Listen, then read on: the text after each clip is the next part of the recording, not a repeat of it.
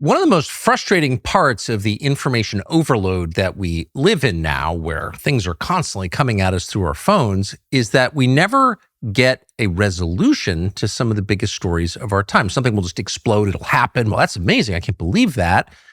And you'll have about 4 hours to think about what happened and its implications. Then you're on to the next thing.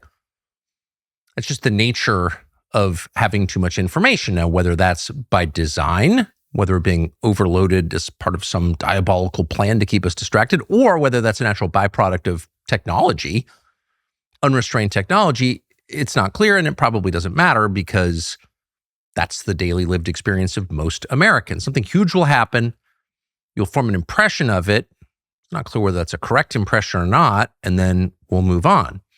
And this is true even of really big events. The biggest mass shooting in American history took place a little less than 9 years ago, 2017, in Las Vegas. And some guy apparently opened fire on a concert right below him. You remember this? 867 people were injured. 60 were killed by gunfire, at least. And there was an FBI investigation, and the authorities stared into the camera and said, we're going to get to the bottom of this. And the normal parasites showed up, telling us that, the lesson is we have too many guns in this country. Guns are the problem. You shouldn't have a gun because a lunatic shot people in Las Vegas or whatever. They took advantage of the tragedy to push their own agendas. And then that's kind of the last we heard of it. Who was this guy? Some guy. Stephen Paddock, some guy. What was his motive? Unclear. Didn't leave a manifesto, so we don't really know. There seems to be some evidence that the official story is false. Yeah, it's fine. And then because we were so distracted with all the other things that were taking place at the time, no one ever really followed up in a satisfactory way. And so even now, the largest mass shooting in American history is solved officially. But do we have a satisfactory answer that explains why it happened? No, we don't. We're not even close to that. In fact, the answer that we do have may be completely different from the actual answer. We don't know. And no one is actively trying to find out. Because again, we're on to the next thing. And so on and so on and so on with almost every big news story over the past, 15 years more. And there's kind of no way to change this because there's not enough time in life to go back and reverse engineer what we thought we knew about the most significant moments in American history. But there are a few of them that are worth pressing on, even though years have passed. And one of the top ones after 9/11, which is the most important story of our lives because it completely changed America, the structure of America. But after that, you'd have to say that January 6th is near the top of the list. Why? Well, a bunch of reasons. Most obviously because January 6th produced the single largest federal criminal investigation in American history. Almost every single FBI field office was involved in tracking down the perpetrators of this insurrection, in which many policemen were murdered, and so on and so forth. Well, almost every one of those details turned out to be a lie. It was not actually an insurrection. No one was armed. No one had a gun. There's no such thing as an unarmed insurrection. You can't insurrect if you're unarmed. And no police officers were murdered that day. In fact, the only person shot to death that day was a protester who was shot to death by a cop, a Capitol policeman called Michael Byrd. Her name was Ashley Babbitt. You're familiar with the rough outline of this. But the one fact that is true is that this did produce the largest FBI investigation in American history. 5,000 agents were involved. And in the end, they arrested about 1,500 people on federal crimes. And a bunch of those people went to jail. Now, not everybody who was involved that day on camera, provably involved, including people who encouraged others to breach the Capitol, to go inside to break an obvious law by going into a locked federal building. Not all of those people wound up being charged or serving jail time. Nick Fuentes, for example, was on camera encouraging people to storm the Capitol. He wasn't punished for that, apparently. Certainly didn't serve any jail time over it. Ray Epps didn't serve any jail time over it. Same thing. What is that? Maybe just a weird anomaly where the feds spent years in the, again, largest domestic criminal investigation in American history charged 1,500 people with federal crimes, but just missed a couple who were on camera encouraging others to break the law. Things happen. Bureaucracies are famously inefficient. Maybe they just kind of forgot those guys. Or maybe something else was going on. We're still arguing about that. But lost in all of this debate, and you'll remember there wasn't much debate about January 6th at first. Everybody was appalled by it. It was an insurrection. Republicans were appalled by it.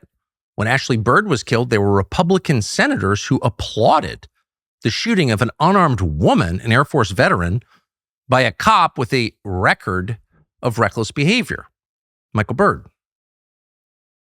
They were just happy she was dead because she was threatening them somehow. She was like 5'2", an unarmed woman, and she was shot to death for no justifiable reason, but they were happy. Republicans were happy. And why were they happy? Well, because a lot of them are basically authoritarian, of course, but because they felt threatened. They're such physical cowards that Ashley Babbitt, her presence, threatened them, apparently.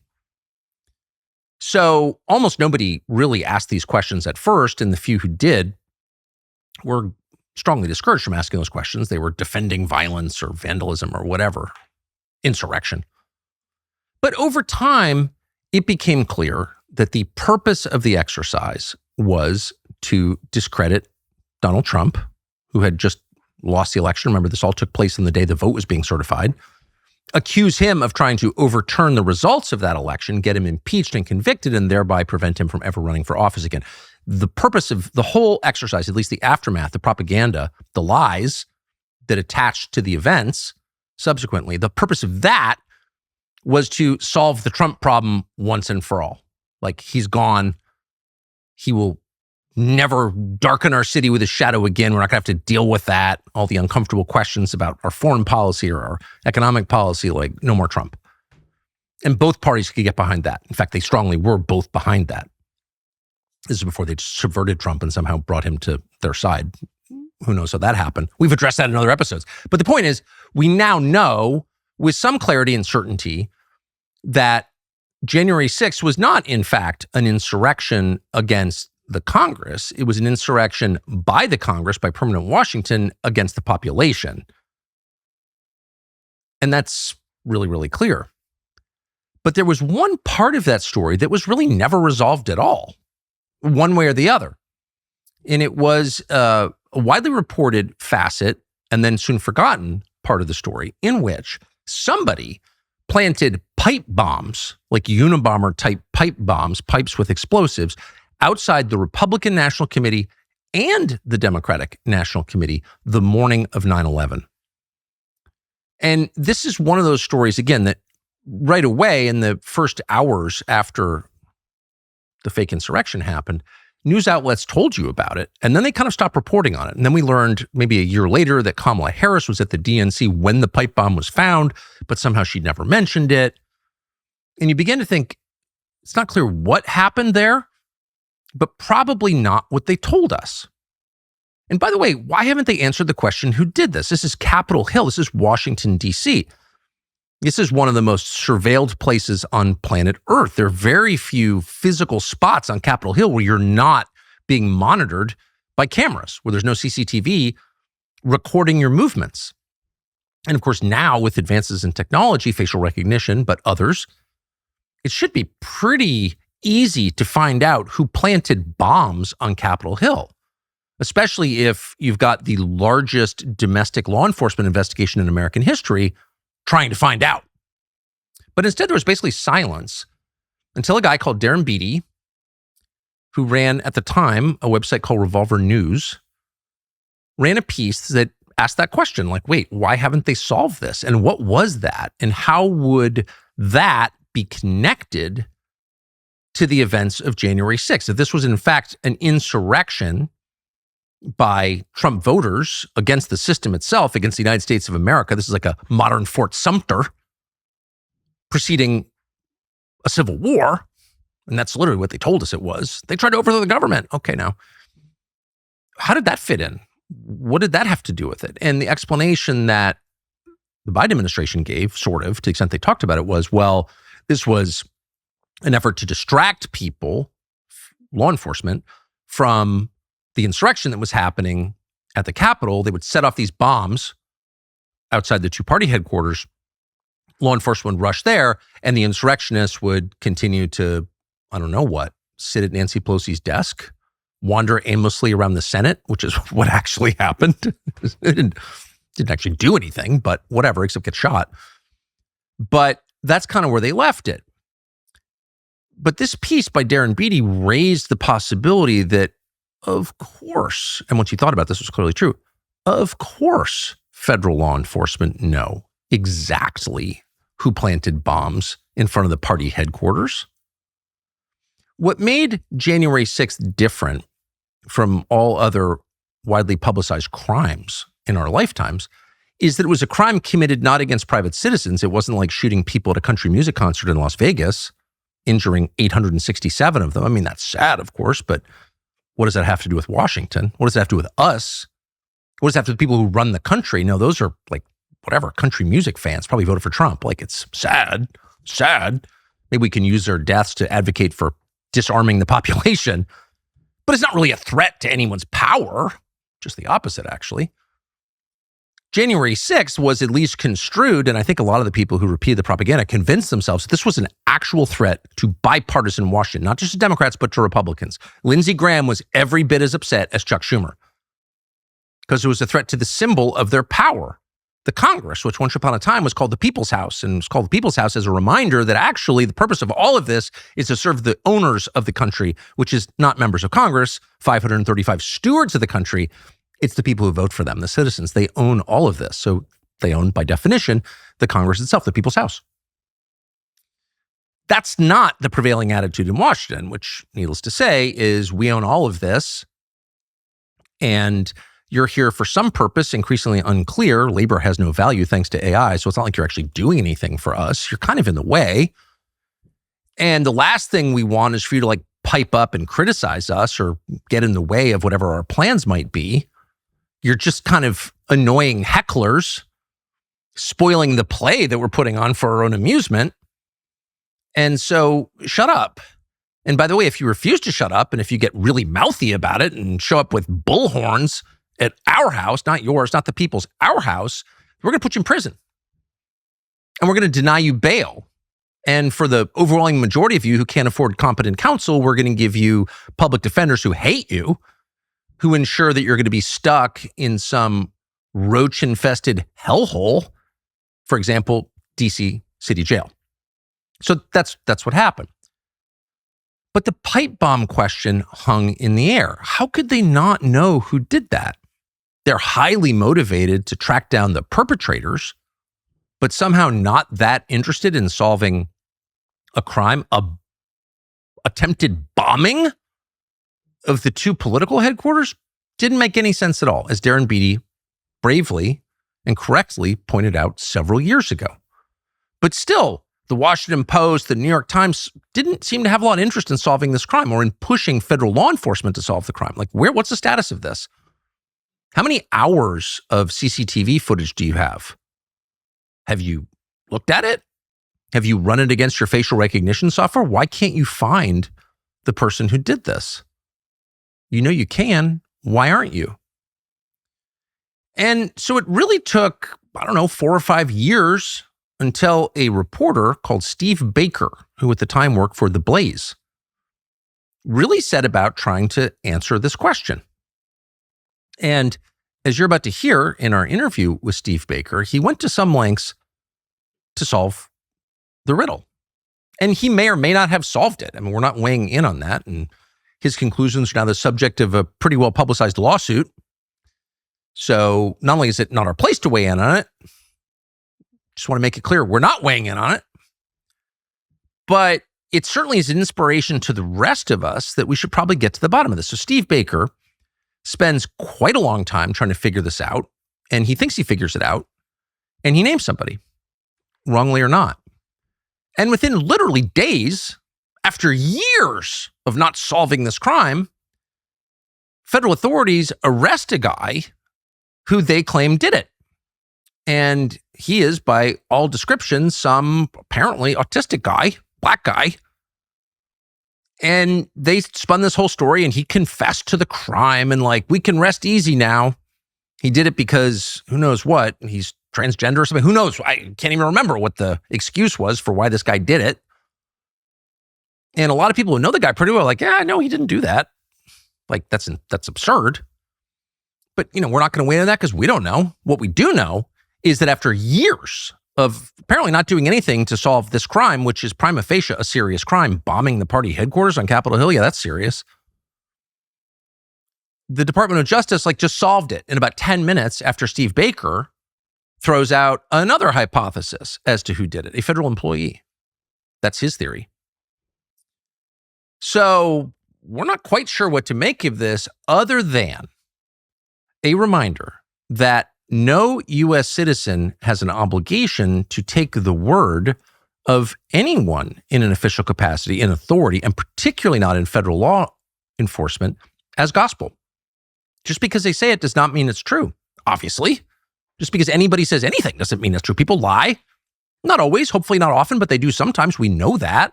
And people in authority have motive to lie, particularly when they're covering up something that they did in the first place. And that may be the macro lesson of this.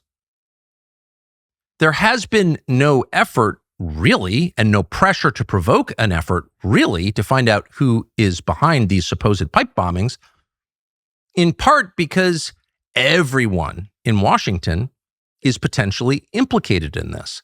If it turned out that January 6th was not an entirely organic, maybe partly organic, but not an entirely organic event, if it turned out that it was to some extent, maybe not wholly, but in part staged or encouraged by people with a completely different agenda, an agenda that included sabotaging Trump's political career going forward, then the perpetrators wouldn't just be the Democratic Party, they would be the majority of Republican leadership.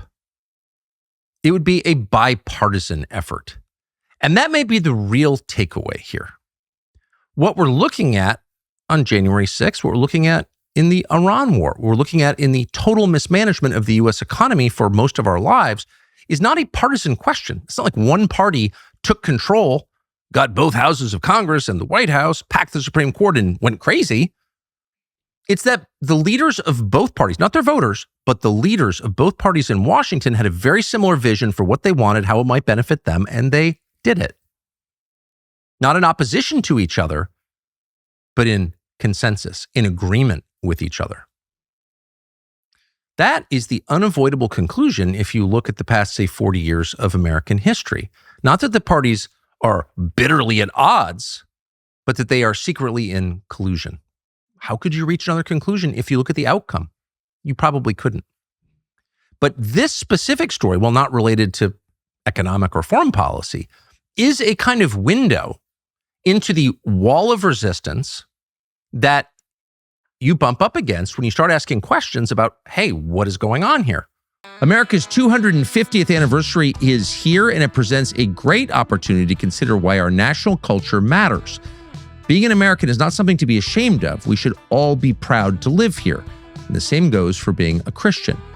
This July 4th, the Hallow app, which is the best prayer app ever, is launching the American Heroes Challenge. It's a 13-day journey, and it takes listeners through the lives of the people who shaped this country, but whose stories are not in history textbooks because they just don't fit. These stories are amazing. Tales of Native Americans, the Declaration of Independence, World War I, even 9/11. These stories tie together history and faith that will affirm your faith. It's not a feel-good history lesson. It's a July 4th invitation to look at people who lived with courage and to encourage us to strive to do the same. Download Hallow free for 3 months at hallow.com/Tucker and do this challenge. We loved it. You will love it. With that, here is Steve Baker. And just once again, we're not endorsing his claims because, of course, we don't know if they're true. But we wanted to air them when almost nobody else was willing to because we think it's worth letting viewers decide, does that make sense? Can't know if it's true, can't know really if most things are true. But you can assess the evidence that we can confirm and come to your own conclusions about what it means. And you should, because in this case, it matters. With that, here's Steve Baker. Steve Baker, thank you very much for doing this. Thank you. Now we have some distance between right now and January 6th. I think you know as much or more about it than anybody. Can you just describe it in general? What was January 6th in retrospect? I like to couch it in this preface. Is I saw a lot of people doing bad things that day. Yes. I saw a lot of people doing good things. You were there. I was there. Yeah. I've been prosecuted for being there. Yep. I saw a lot of otherwise good people doing some stupid things that day. But that's true on both sides of the police line. Yep. Now, you were one of the first people to have access to the treasure trove of that alleged 41,000 hours worth of video. I think that was back in February of 23. Something like that. Something like that. And in fact, you had a couple of your producers called me to ask me what they needed to be looking at. And you took the Lieutenant Tarek Johnson story that you did on your second week or second day of that. That was my suggestion. And the truth of the matter is that it was a setup, what happened at the Capitol. It was manipulated. It was engineered. And there is incredible amount of disinformation on both sides of the line. It doesn't matter whether you're on the left. It doesn't matter if you're on the right, whether you're MAGA, whether you're on the sedition hunters side of the ledger. It doesn't matter. Tremendous amount of wrong information on both sides. And one of the things that I've endeavored to do, because I've had more access to the video than any other journalist in the world. I've spent more time in there, not only myself, but teams of other journalists working with me that we've gone in there with focused intentions and knowing what we were looking for. And then obviously surprised by many things. Like, for instance, one of the biggest pieces of misinformation on the right is that the doors were thrown open by the Capitol Police and people were waved into the Capitol. That's not true. All 7 of the doors that were breached at the Capitol were breached from the inside by the protesters who first went through the broken windows on that Northwest Senate wing door that we've famously seen. Now, after that, in an effort to de-escalate, once the building was overrun, Capitol Police did hold doors open for people. And that was one of your first videos, was showing the shaman being led to the Senate chamber, and a cop opened the door for him. And that was a brilliant reveal. They did do those kinds of things, but not until later, not until after the Capitol was breached. And that's one of the mistakes that, again, the right makes. The biggest mistake that the left makes is they are convinced by the narrow presentation of video that they saw. Because they'll tell you, I mean, my critics will tell it from the left, will say, you can't gaslight me. I saw it with my own eyes. I was watching it live. I know what happened. No, you don't. You saw a very narrowly focused battle scene. There were only like between 80 and 100 people who did any violence that day at all. Out of the hundreds of thousands of people that went to the Capitol that day, only 80, Tucker. But if you show the same battle scene from this angle, this camera, that camera, and you show it over and over and over and over again relentlessly for 5 years, then they believe that they know what they've seen. But they don't. Not until you've seen all of the other footage, which we have endeavored to do. I don't think anybody can see 40,000 hours worth of video, but we've seen the most important parts of it. And that's why I can honestly sit before anybody, again, on the right or the left, and go, no, that's not correct. And the right has a lot wrong as well. What they do have right is that it was a Fedsurrection, but I don't think it was set up by the FBI. I believe, and I've talked about this before, so this isn't a big revelation. I'll give you a couple of those later. But this is and was a setup that was designed and manipulated by elements of the Department of Defense, Capitol Police, and the CIA. To take down, it was a furtherance of the CIA and the intelligence community operation to take Trump out from ever being in politics ever again. And so the idea was to provoke something so awful that he would be maybe legally prohibited by conviction and an impeachment trial, but otherwise so stained that he could never run again. That's exactly what the intent and the purpose was. And it was manipulated from the very beginning. I mean, look, you've done stories, and all of us want to avoid defamation lawsuits, but I'm kind of past that point now. But if we started from the very beginning and revisited every aspect of January 6th, this would have to be a 20-part series today, and we're not going to do that. Well, give us some indication of why you've concluded it was a setup.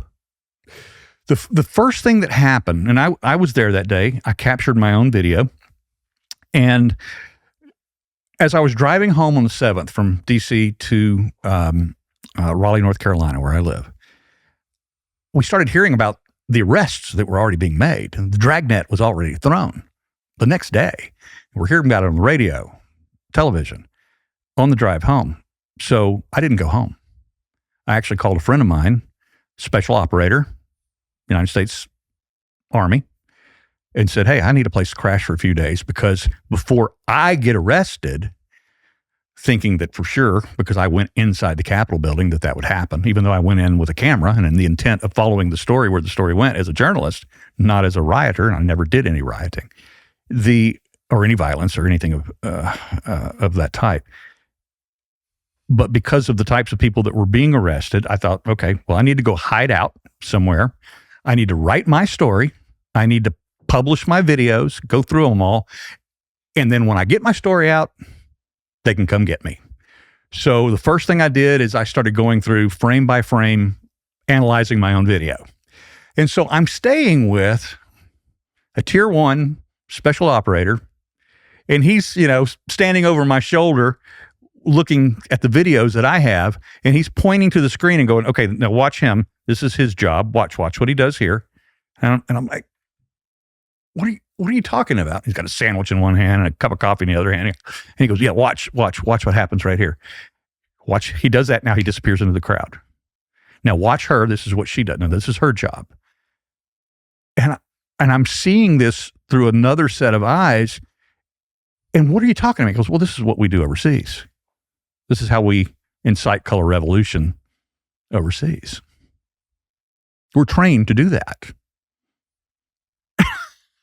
And so while I'm in my 5-day process of going through all of my stuff and writing my first story about January 6th, which was 9,500 words, what I saw that day, what I experienced that day. One of these times he's leaning over my shoulder. He says, oh, we were there that day. And again, I'm like, what? He said, yeah, we had boots on the ground that day. Meaning the National Guard waiting down the street? No, meaning special operators from the U.S. Army. In plain clothes? In plain clothes. And so my second article, which came out about 6 weeks afterwards, I actually revealed for the first time that elements of our special forces were in the crowd. Now, I didn't portray them as being, there for nefarious reasons or doing anything wrong. In fact, I even said it very well could be that they were there, to take care of business in case things did get out of hand. But they weren't there in their capacity as private citizens and Trump voters. That's correct. Now, there were we know that for a fact. Of course. There were enlisted people, retired military, Ashley Babbitt was a former Air Force enlisted. There were FBI agents there as private. There were ATF agents there, private capacity. There were Trump supporters from all of the bureaus and agencies and this, that, and the other thing within the federal government that were there in private capacities. And many of them were arrested and charged. Some of them did time in prison. And so in this particular situation, though, I learned through my own work and through my access to that community is that we had elements there of a very, very elite nature from our special operators. And I just published that they were there. Now, nobody believed me.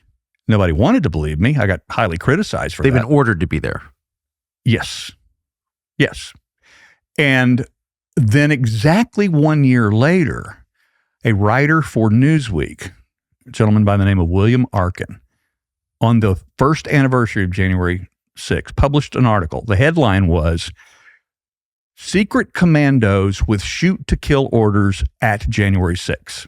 That's the headline, the Newsweek story. It's still online. You can look it up. It took me over 2 years before Arkin would even respond to me because I wanted, I wanted to maybe pick his brain. He could pick mine. He could share with me what he knew, what I know, and he wouldn't talk to me.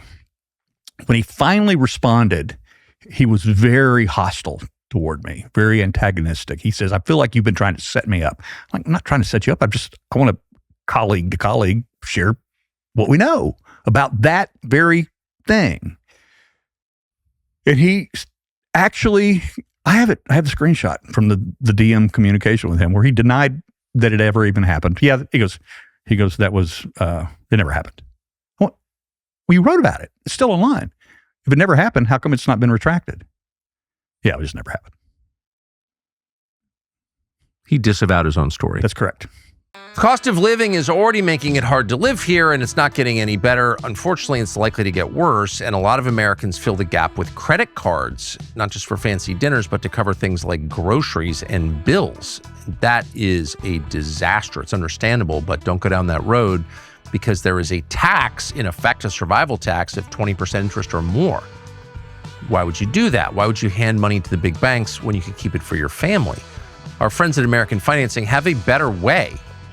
If you're looking to buy your first home or refinance your current one, they're helping Americans achieve the dream of homeownership with monthly mortgage rates currently in the 5s.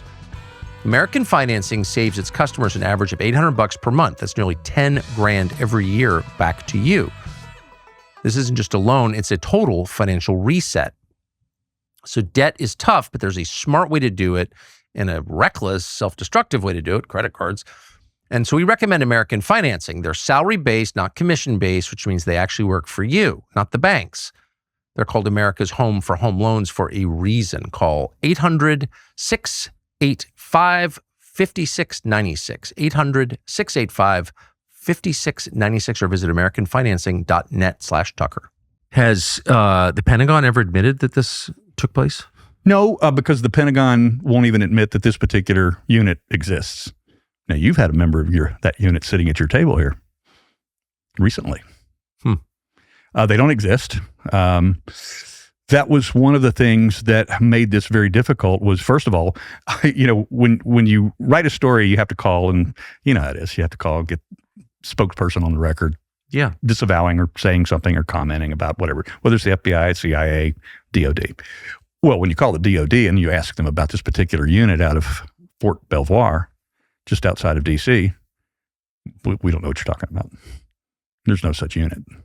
Well, there is such a unit. And the special operators community is well aware of who they are. And they don't have a name, not a real name. They have a variety of names that they go by. They're typically universally referred to within their community as TFO or Task Force Orange. There's been books written about them. They have variously been called the unit, the activity, and other things throughout the years. But they do exist. What's their job? They operate domestically? They have a couple of jobs. They are, they're not supposed to operate domestically, not at all, as none of the United States, armed forces are, except for National Guard. And so there's the signal intelligence group that's mostly, and they'll, believe me, they'll correct me when I get little minor details wrong. But the signal intelligence part of them, most of them are out of Fort Meade. And these are the guys, look, these are the most elite of the elite of the elite. Now, they don't look like Navy SEALs. They don't look like Delta Force guys. They're typically smaller. They use their brains. Their training is much more in the way of surviving through isolation. Mm-hmm. And they become deep inserts into jurisdictions around the world where we're not supposed to exist. We're not supposed to operate, that sort of thing. And they typically are on the front edge. They lead before Delta Force and SEALs are ever deployed. These guys, the unit, the activity, TFO, have been there already for a long time. And they have to survive that without contact. And they're all of them are polyglots. One of my closest friends and deepest sources within that community, he speaks 8 languages, 5 of them native, as he says. And they're all highly trained, all have specialization. They're all smart. IQ's off the charts. So they're not the right. the meaty kind Not of doing guys. 1,000 push-ups, but they can't speak 8 languages. It's not them. Yeah. But they run marathons, and everything about them is they're trained for endurance and isolation. Is their greatest And skills. what was their job on January 6th? Don't know. I still haven't found that out. But you found out early that there were current members, on-duty members of the U.S. military in the crowd, Yes. dressed in civilian clothes. What's the CIA's connection to the events of that day? I believe that, well, look, you go back to the 51 Intel Yes. leaders who signed the Retired letter, intel officers who Correct. denied that Hunter Biden's laptop was Hunter Biden's. et cetera, et cetera. Yes. This is all part of that same operation downstream from Mark Milley. Yep. Trump's, chairman of Joint Chiefs of Staff. Yep. I believe that certain very high-ranking elements in the Capitol Police were obviously in on this. We know that now from our video. We've discovered this from the video review, Tucker. I don't have to pull this out of my ass. It's in the videos. And we've released a lot of it, and a lot more of it is coming. But we know that the Capitol Police were ground soldiers that day. Not all of them. The frontline officers, they were doing their job. Yep. In fact, I one of my very first stories, and I got this from my own camera, was that the Capitol Police were, I called them sacrificial lambs that day, or pawns. I use the word pawn, sacrificial pawns. And the reason why I said that is when I was on the front line with my camera and had my camera in these young officers' faces that had just been called to the front line of this battle that was just breaking out on the lower West Terrace there at the Capitol. They had fear in their eyes, and they had no protection. They had no body armor. They had no goggles. They had no face, gas masks. They had no helmets. That's another story right there. Their helmets had been collected 2 weeks before. Were taken up. They were ordered to turn their helmets in. Yes. That's a whole other story that we've done work on. So I said we could do a 20-part series on this. This is so complex. But my thought about these young frontline Capitol Police officers, real quick. You can be a Capitol Police officer for 30 years, and I'm not being critical. I know they're accused of being, glorified mall cops, that sort of thing, tour guides. But you can go 30 years at the Capitol Police and basically never do anything other than, yes, ma'am, the restroom's this way. Yes. Unlike Metropolitan Police Department, who... The city of Washington. Right. DC police. That police force knocks heads every day. For sure. They have to deal with most of the riots.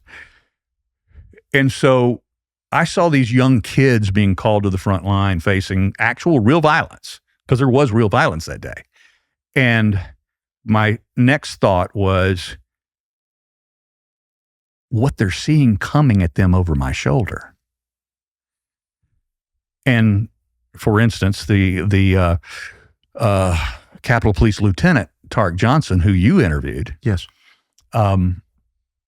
He called his wife and said, "Tell the kids I love them. I'm not coming home today. This is we're dying here today."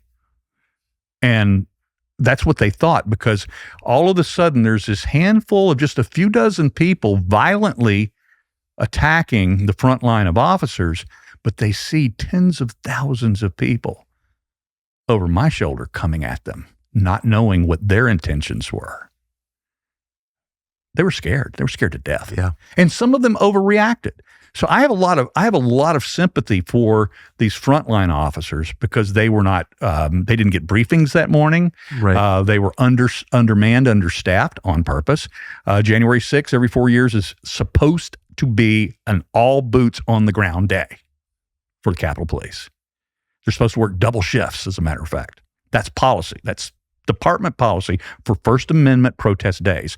The Capitol Police themselves had issued and signed off on 6 permits for protest on the property that day, and they did not inform their officers that they had issued permits that day. Jeez.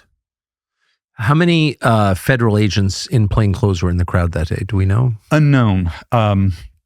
You have to separate that.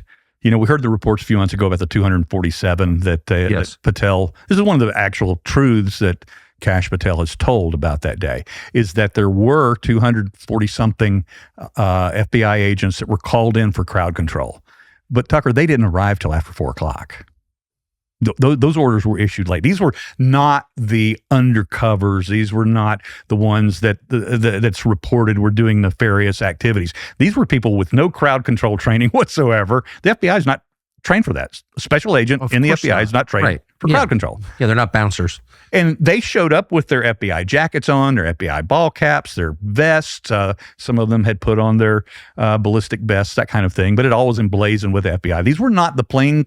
Okay, all FBI are plain clothes, except for the SWAT teams, all of them. And so when you say that they were plain clothes, that doesn't mean undercover.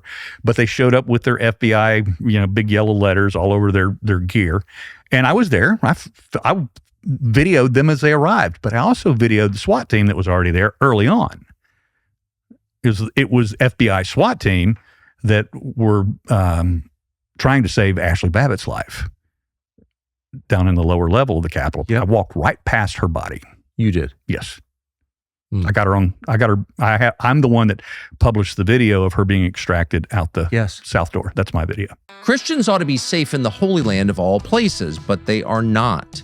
Keep in mind, these are the descendants of the first converts, the first people who followed Jesus, people whose families have worshiped in the land Jesus walked for centuries, for thousands of years. And these same people are now facing enormous pressure to leave, fleeing their homes amid war and anti-Christian terrorism. Untold numbers of innocents are lost and without hope, fellow Christians. But how do you support them? There are groups out there who claim to support them whose real agenda is to move them out of their actual homeland. We think that's wrong. We think that's evil, in fact. And so we've looked far and wide to find a group that is actually supporting Christians in the Middle East. And we found one. It's called the Vulnerable People Project, VPP. It's one of the very few groups consistently helping vulnerable Christians throughout the Holy Land. They deliver food and water to Christian communities trapped in Gaza, for example. They help rescue civilians. They provide emergency aid to families who have nowhere else to turn. Today, they are helping Christian churches and families safely remain in the communities where their ancestors worshiped Jesus. There should be a lot of groups doing this, and trust us, we have looked for over a year now, and there aren't. But the Vulnerable People Project is doing exactly that, and their work makes an amazing difference in people's lives. A gift of just $33 helps provide a day of protection and support for the vulnerable Christians in the West Bank. Who's looking out for them? Nobody. Well, they are. A monthly gift of $83 helps sustain that protection throughout the month. So visit SaveWestBankChristians.com and stand with Christians in the land where Christianity began. That's SaveWestBankChristians.com. We are proud to partner with them. Thank you. So we don't know. So the 240 FBI agents number is not relevant to the question of to what extent was this a setup? That 247 are absolutely irrelevant. Right. And that's another thing that the right gets wrong. If I have to characterize the two narratives about January 6th, that's one that they get wrong. But the relevant question is how many people in the crowd pretending to be protesters were actually working for the federal government. Correct. And we don't have that answer. We don't have that number. The FBI could tell us that number. They know that number. First of all, we know that there was 20-something CHSs that they've told us about, confidential human sources, actively working with FBI handlers as they were embedded in the various organizations, whether the Proud Boys or the Oath Keepers or 3 Percenters or whatever. We know that. I believe there was a much higher number than that they've not revealed. And then, of course, there were the operatives. The other thing, and I'm not trying to give FBI any grace in this, but the truth of the matter is if you've got a crowd size of, my estimate was that the total crowd size was between 400,000, 600,000 people at the Capitol that day. Damn. Actual Capitol police officers who testified in the crowd said that as they looked out over the sea of people, it was, and this is a quote from the trials, it was a crowd as large as any inaugural event I have ever attended. That means it's big, really big. And so now the press still says that there were only 30,000 people in D.C. that day. They've held to that number. And And that's incorrect. And then you've got people that exaggerate and say there were 2 million people, but there weren't. So you have this situation where in a crowd of that size, anytime, you're going to have elements of all of the federal law enforcement agencies and departments and bureaus are going to be there. They're going to have counter surveillance teams in the crowd, and we want them there. They're sniffing for bombs. They're looking for ne'er-do-wells. They know the signs. They're trained for that very thing, and we want them there, just as we want them in Times Square, on New Year's Eve, just as we want them in any large event. Sure, because they're there to protect the public. What you don't want is plainclothes federal agents or confidential human sources stirring up mayhem, provoking violence. Or actual trained provocateurs in the crowd. Were there? Yeah, absolutely. Was Ray Epps one of them? I believe he was. I mean, look, the circumstantial evidence is there. Look, you know the story intimately about Ray Epps. Yeah, he kept threatening to sue me, but never did. Yeah, well, he probably doesn't want to go through discovery. I suspect that's true. Absolutely. But I mean, look, we don't need to relive his case, but the obvious is the obvious. He was number 16 on the FBI's January 6th most wanted list, and then suddenly he wasn't. And suddenly he disappeared. And suddenly the New York Times comes out, Alan Foyer, and does a puff piece article on him. And gosh, when did that come out? Summer of 22. And they made him the sympathetic character. I'll never forget it. Yeah. It's incredible. How does the guy that is the most open, most broadcast person calling people to go into the Capitol, how does he become the sympathetic character of the left? And never get charged, Eventually, right, but with minor charges. He never even had to come into Nick D.C. Fuentes never got charged with anything, no. Which is kind of crazy since Nick Fuentes was calling people to rush the Capitol. What is that? A lot of people. There's characters that are on video, and there's a tremendous amount of video beyond the Capitol Police CCTV, which, by the way, that video has no, the CCTV, as you know, has no audio, but the body cam footage, the news camera footages, the insane amount of iPhone footage that have been collected for discovery in all these trials. So we hear tons and tons of characters that are calling for violence, calling for people to attack law enforcement, to storm the Capitol, this, that, and the other thing. And so many of those have never been arrested. Is that true? Absolutely. Meanwhile, you were. And I was. Correct. And what were you charged with?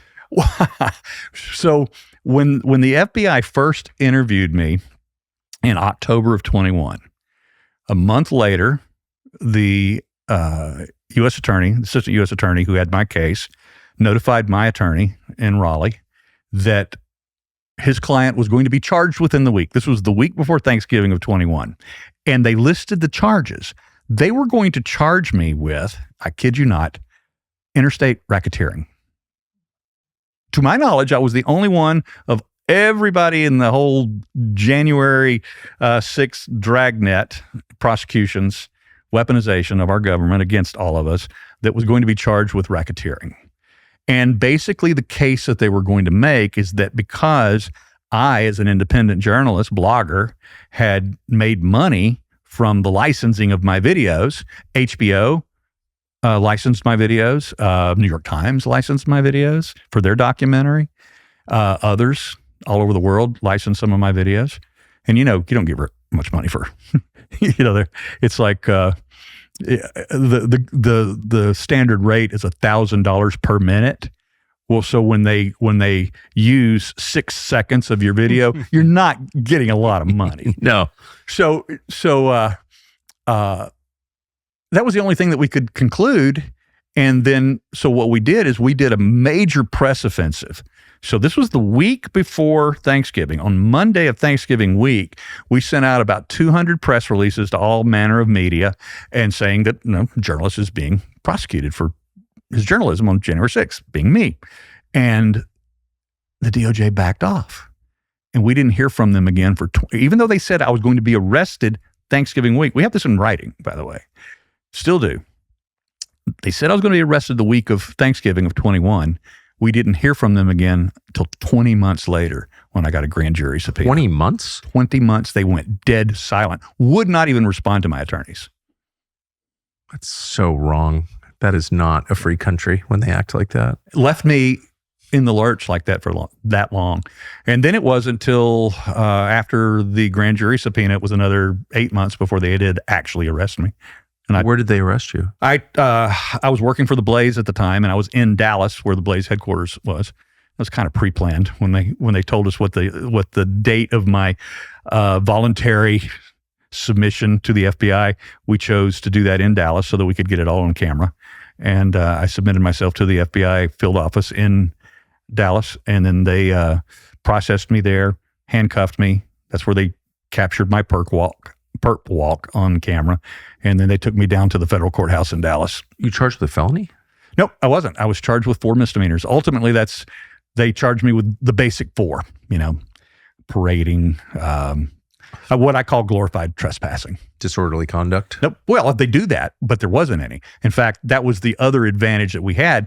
Even before my arrest through the Blaze, we released all 37 minutes of me in the Capitol behaving like a journalist, stopping, taking notes, camera, this, that. I mean, my entire 37 minutes are on YouTube. You can go watch it right now.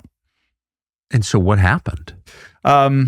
Ultimately, I had a trial date set that was exactly 1 week after the 2024 election. I had... Are you serious? Yeah. So I have my pretrial hearing was the day after the election. And Judge Christopher Cooper, which, by the way, the same judge who just made them take Trump's name off of the Kennedy Center, same judge, he hated me. He really wanted to put me in jail. For what? My journalism. Walking in a building you own to commit journalism? Wait till you hear what he said in my hearing. So the day after the election, he was obviously in a bad mood because Trump won. And he shot down every one of our motions. I mean, it would not allow me to present a selective prosecution defense. And that was going to be our primary defense, is because we were going to force the government to explain why the other 80-something journalists that came in from the outside into the inside of the Capitol that day and followed the story where the story went, why weren't they prosecuted? All the people that work for the New York Times, Washington Post, LA Times, et cetera, et cetera. They were not arrested. Correct. Not arrested, not charged with anything. Why were they not? And yet I was. So that was going to be our argument. And the judge totally said, you're not going to do a selective prosecution, and you cannot present a First Amendment case in this courtroom. You can't appeal to the Constitution of your own country. That's correct. So as soon as we got off of the pretrial hearing, it was a Zoom call. I got on another Zoom call with my attorneys, 4 of them, and immediately 2 of my attorneys, who are former federal prosecutors themselves, said, look, you understand that this trial is going to be nothing but a shaming exercise against you. And I said, yeah, I've been covering the trials. I know exactly what they're going to do. I'm not doing it.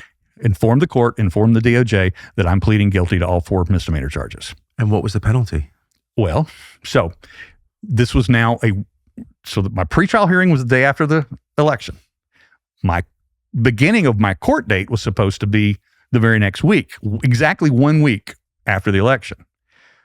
The next day, we got a message from Charlie Kirk, because he was on the transition team. And he said directly to me, your pardon is a done deal. Don't worry about it. It's all taken care of. So I had that knowledge and that information going into my trial date, and I rolled the dice. That's why I pled guilty to all 4, rather than going through the humiliation exercise.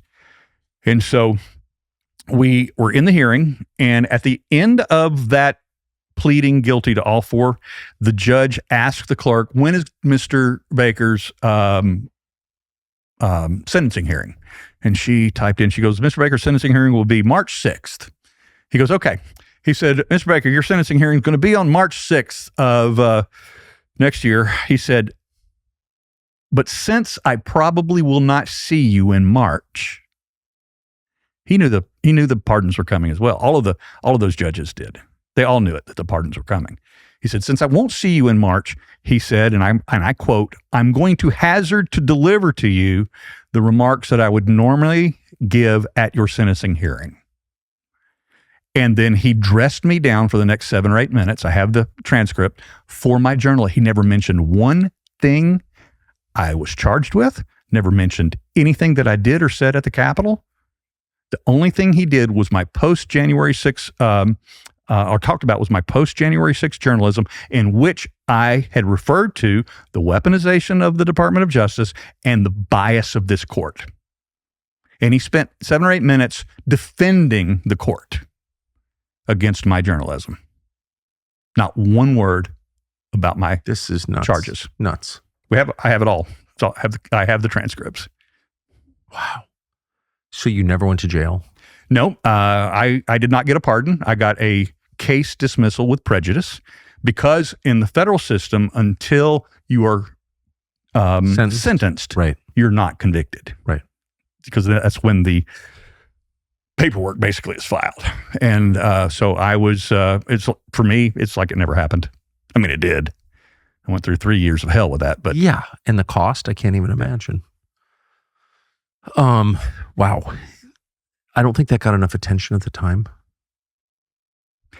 I was one of the high-profile cases. I actually had a bevy of mainstream media journalists from the Washington Post, AP, and WUSA 9 and everything were there in my hearing. They were there. And in fact, in the press conference afterwards outside the courthouse, I actually looked at the guy from the Washington Post, Spencer Hugh, and I said, you were in there. You heard what the judge said. He criticized me for my journalism, not for what I did on January 6th. What did Spencer Hugh of the Washington Post say? He went, yeah, you're right. And then his article that came out later that day was incredibly fair. Good. Yeah. So it was, I don't know, but it was many months after January 6th that I first became aware of the mystery of the 2 pipe bombs left on Capitol Hill that morning. It was a piece, I think, by Darren Beatty in Revolver. Mm-hmm. And so that was at least 4 years ago, and I don't think we're any closer to, or I'm not any closer to understanding what that was. Can you describe the story, like what was publicly conveyed about those pipe bombs, and then tell the story about what you think actually happened? Yeah, what the public believes happened was that a nefarious individual planted these devices, these weapons of mass destruction, at both the Republican National Committee headquarters and the Democratic National Committee headquarters. And that a lot of people believe that those were to be used in case we couldn't stop the people who stormed the Capitol that day. The insurrectionists. Right, the insurrectionists, which I was accused of being, couldn't stop the vote that day, or the confirmation of the Electoral College vote, that they were going to blow the bombs. That was the initial thought, and that was, of course, the way the press breathlessly presented this. Right. That's not at all what happened. Let's just start with the very beginning. So but here's what we know, where we read that day or the next day. 2 explosive devices were found outside in front of the RNC and the DNC on Capitol Hill on January 6th, correct? Correct. Okay. Yes. Now, everything starts breaking down from there. First of all, we now know in hindsight from actual FBI agents who were tasked to that investigation that they were told by leadership that the devices were inert.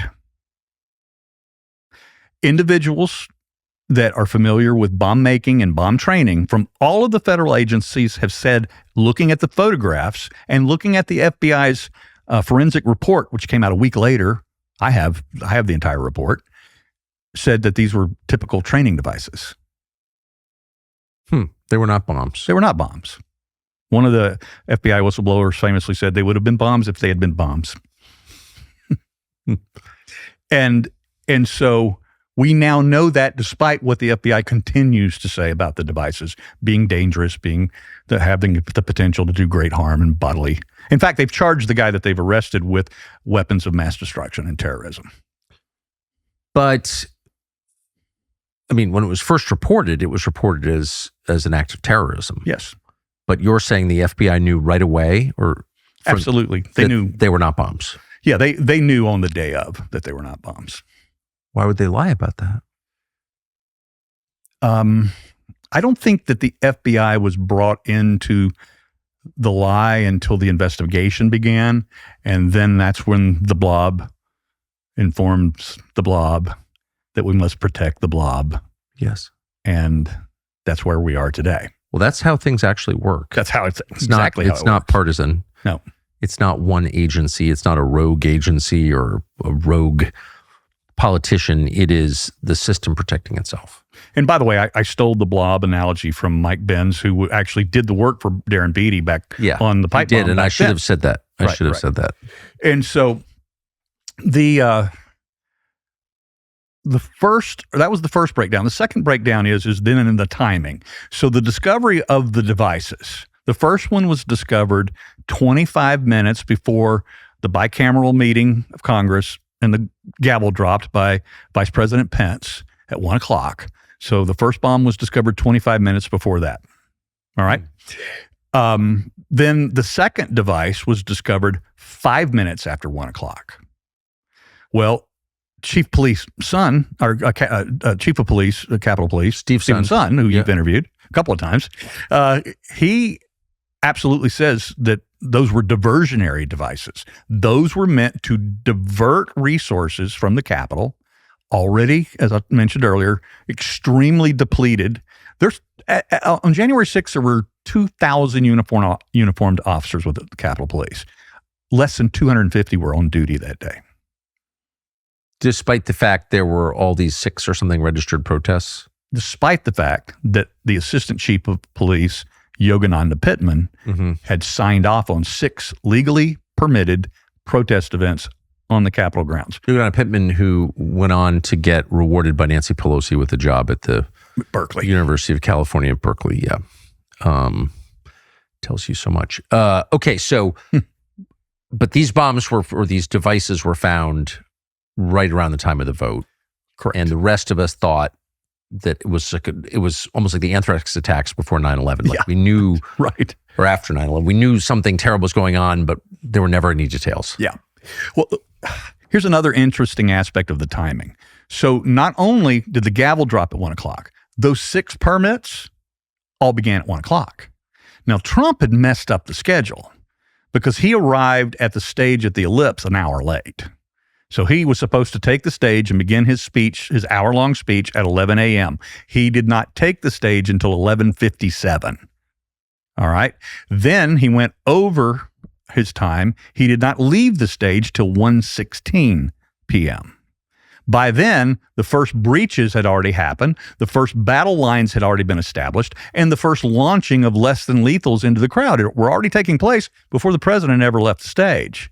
All those early people, including Ray Epps, including about 50 former Marines that were on that front line, had already breached the barricades, had already started taunting and attacking police. And now you have 2 calls over the police radio, which we have in the entire all day of the police radio. And the calls go out. They need reinforcements at the RNC and the DNC because that's within both of those buildings or within the Capitol Police jurisdiction. So they had to divert this already depleted force, and that's why we know that they were diversionary devices. And that was the point, was to pull law enforcement away. So at the same time that Capitol Police are going to the other locations, now you have the arrival of Metropolitan Police are now showing up at the Capitol. They're streaming in. They're coming in to kick butt. The fighting gets worse and worse and worse. And as I said, good people on both sides of the line, bad people on both sides of the line. And the next thing that we know, and this is what's really important, is in the aftermath of the devices, is what we learned from video. and this is the single most important thing that we learned from video, first of all, is we saw the reaction to the discovery of the device at the DNC. Now, we did not see the reaction because the Capitol Police has never showed us, or the FBI has never showed us any video in the alleyway behind the RNC. No, the device was actually behind the Capitol Hill Club, Republican hangout, kind of next door and attached to the RNC. There's allegedly no camera there, but there is. I'll get to that here in a minute. But at the DNC, we see Thomas Massey likes to call him the two counter surveillance officers that work for the Capitol Police, undercover, plain clothes, counter surveillance officers, Capitol Police, and they work for the Intel Department of the Capitol Police. One of them, Massey calls man bun guy because he was wearing a man bun, and the other one he calls backpack guy. Well, backpack guy went to the two SUVs that were guarding the parking deck entrance of the DNC. Why were they there? Because then Vice President-elect Kamala Harris was inside the DNC, not where she was supposed to be, by the way. She's supposed to be over at the Capitol, which is another very, very strange aspect to this entire story. Is she's being coronated over at the Capitol, and she's a voting senator, and she's not there. At 1:00, she's inside the DNC. So the Secret Service have swept that building already. Human assets, dogs, they've swept that entire side. We found on video at 8:30 in the morning, 8, 9, 10 Secret Service walking right past where the bomb allegedly was found. That bomb was in the wide open. It could not have not been seen. It could not have not been found by bomb dogs. It could not have not been found by, not to mention the pedestrians that were walking by it all day long. It's wide open. It's right there. It wasn't hidden behind a bush. At 1:05, backpack guy, counter surveillance officer with the Capitol Police, goes over to the SUVs. He informs the Secret Service agents sitting inside the two SUVs, we just found a, bomb, suspicious device. The reaction of the Secret Service agents is the most suspicious thing that made all of mine, Darren Beatty, Mike Benz, anybody else who's done any work on the pipe bomb knows that when you're informed that there's a bomb sitting 10 feet from you, you don't sit in the SUV and finish your sandwich for 2.5 minutes. No. And then when they get out, they casually walk around. They don't stop traffic. Now, there's protocol. Okay, these guys are trained. Every one of these agencies, bureaus are all trained on what to do when suspicious devices are found. They have to set up perimeters, cordon off a certain amount, depending upon the type of device they think it is. Yeah. It could be 700 feet. It could be 2,000 feet. Yeah, it's a bomb. It's a bomb. So within a matter of feet, they don't have any concern for their own safety whatsoever. They're allowing families to continue walking 10 feet past the bomb down the sidewalk. May I interrupt? And we know for a fact that they were told it was a bomb. Absolutely. Okay. Well, then I don't believe that they were told that, though. This is what we've been told. I believed, and I've said this from the very beginning, the only thing that explains their reaction, or lack of reaction thereof, was the fact that they were told by the Capitol Police guys, hey, look, we're in the middle of a training exercise. So we've got these, devices over here. We're going to have to start the dog and pony show here a little bit. The bomb squad's going to come out. We're going to have the robot and all that. Oh, no, go ahead and finish your lunch. That's the only thing that explains the reaction. And it's why that Kamala Harris, despite being there at the time and talking about January 6th constantly like it was Pearl Harbor plus 9/11, never publicly said a word about the fact she was there. Now, you would think Kamala Harris would be bragging, I survived January. I survived a bombing attempt from the radical right-wing supremacists or whatever. Instead, it took a year before Politico revealed that she was even in the building. Right. That's right. An entire year. So I think we can say, based on everything that you said, pretty confidently, these were not bombs. These were not bombs. Right. How'd they get there? This is where we have a real struggle, because we have the videos of this dark figure, this gray, hooded figure walking through that area around the RNC and DNC on the night of the 5th. Both. What's that? Both on both sides. On RNC both sides. and DNC. Same individual, caught on camera, multiple cameras, all, they're caught on ring cams, caught on the DNC cameras, caught on Capitol CCTV cameras. This figure comes out of nowhere at 7:34 p.m., plants both devices, and then disappears through a secret gate, by the way, at 8:18 p.m. Through a secret gate. Mm-hmm. What is that? In the alleyway behind the RNC, and there's residences in that alleyway. Yeah. And businesses. And the actual alley is called Rumsey Court. And at the opposite end of the long alleyway from where the RNC and the Capitol Hill Club are is a Catholic church. And there's a garden on the other side of a fence. Well, if you don't know where the gate is, because it's a hidden latch, and the gate, it completely and perfectly blends in with the fence. So if you're not a resident, you don't know that gate exists. And there's no path, there's no footprints or whatever. The first time I went through it, there was snow on the ground that I went out and checked it out myself. So only reason I found it is because I could see the snow prints where the local residents use that as a shortcut. The second time I went out there and videoed, there's no evidence whatsoever. And I had my camera, and you can't see a latch, you can't see a gate of any kind. I happen to know where it was because I'd been through it before. And so this young bomber, which we'll get into, I'm sure, here in a moment, this young black autistic individual who allegedly confessed to the crime, told FBI that he mapped out his route for planting the devices by using Google Maps. There's two things that aren't on Google Maps, though. That secret gate, nor are the blind spots in Capitol Police CCTV cameras. And the person who left these devices was clearly aware of where the blind spots were.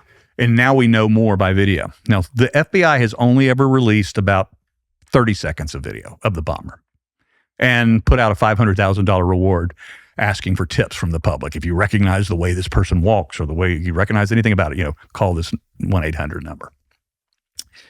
And the interesting thing is that the FBI themselves told the Congressional Committee, this was Loudermilk and Massey's report, that they had 30,000 video files of the bomber. That's their number, not mine. 30,000 video files. They have only released about 30 seconds of video. Because of our access to Capitol CCTV, we have about 21 minutes of the hooded bomber walking around. It's never been shown to the public. Where'd you get that? Of Capitol CCTV. How do you get access to Capitol CCTV? Well, if you remember, you guys were first granted access by McCarthy. Mm-hmm. And then they used a small handful of us as guinea pigs to eventually give universal access. So House investigators had it. House investigators have it. They have the hard drives. Right? Yep. And then they gave us access.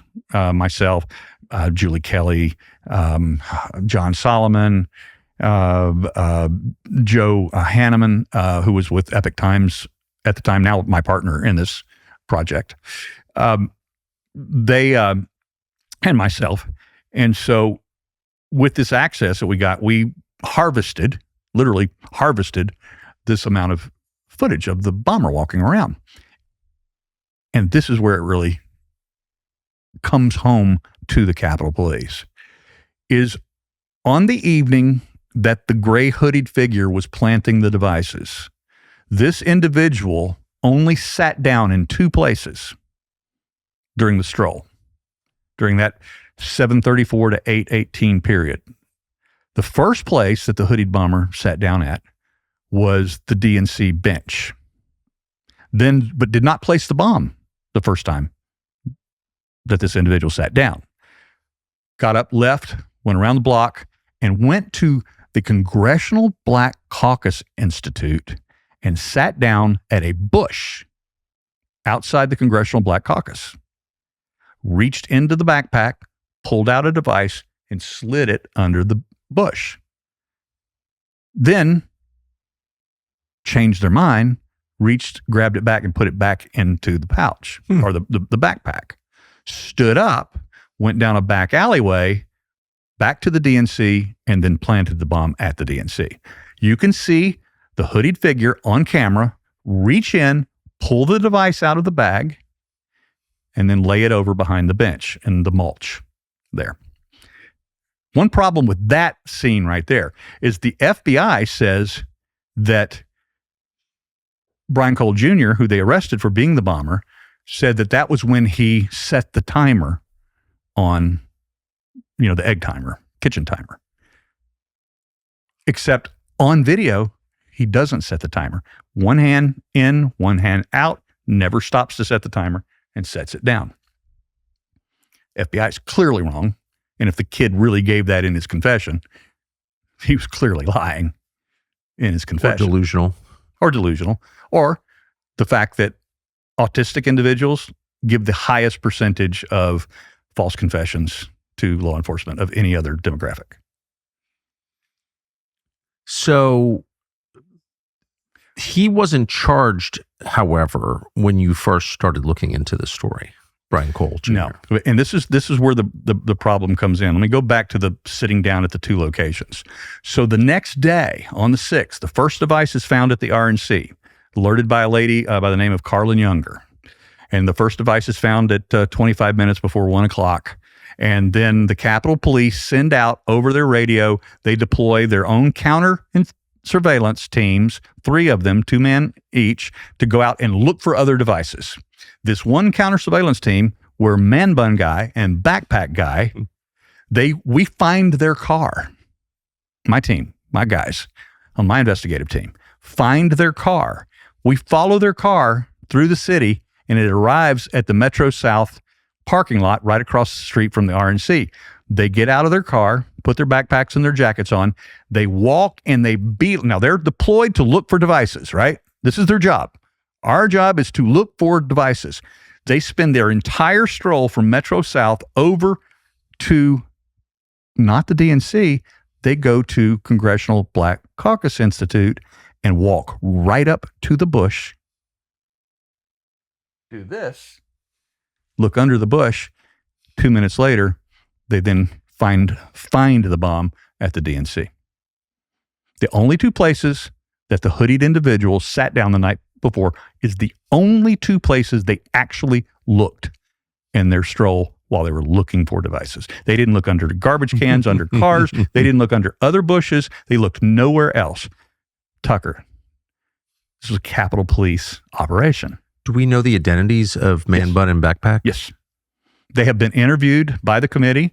In fact, Representative Massey actually interviewed Man Bun Guy himself. They have been interviewed, and the congressional investigators say that it's the most pre-planned and rehearsed interview they've ever witnessed in their life.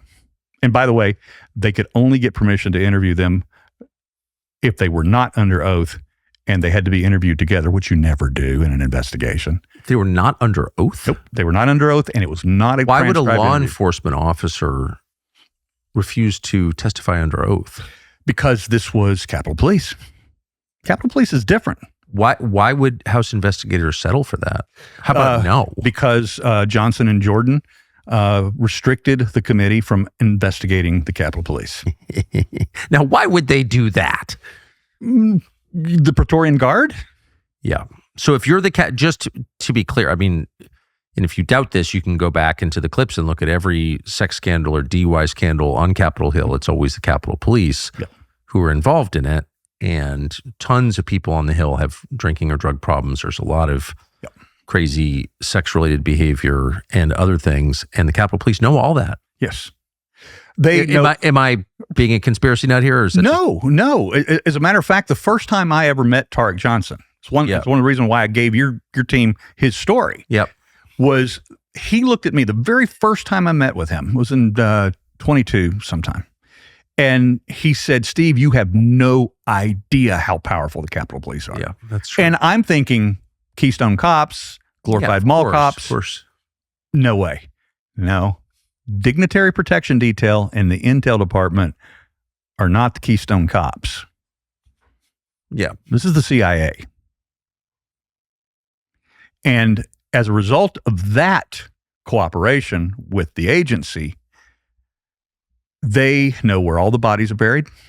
They know where the skeletons in the closets are. Everything that you just talked about a moment ago. This is what they have privileged knowledge to, and this is how they affect legislation on Capitol Hill. This is how they affect who the leadership is going to be. That's how the leadership disappoints us so gravely every time we get our guy in, and he suddenly is no longer our guy. So you think that the Capitol Police are like a vector of control? Absolutely. Yeah. I would not be surprised by that. 100%. At all. At all. And of course, they're controlled by the Speaker of the House. Yes. So it's an inherently political operation. So Loudermilk, Congressman Loudermilk, who was chairman of the last two January 6th investigative committees. The first one, his subcommittee was under House Administration. The new one is a subcommittee under Judiciary Committee, chaired by Jordan. Loudermilk is the chairman of the subcommittee. In order for him to even get this committee, and how do I know this? Is because he told me himself to my face.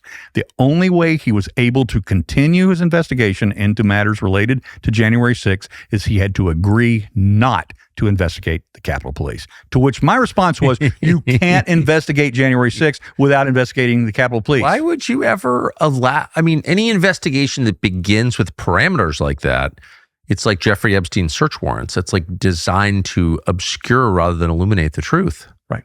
Right. They thought that they would eventually have the ability to circumvent some of that. And they did get the interview with the two counter surveillance. I know their names. I've never released their names publicly, but I know who both of them are. Do you think? Yes. In fact, Backpack Guy is now you're not going to believe this, he's now the Capitol Police liaison to the FBI.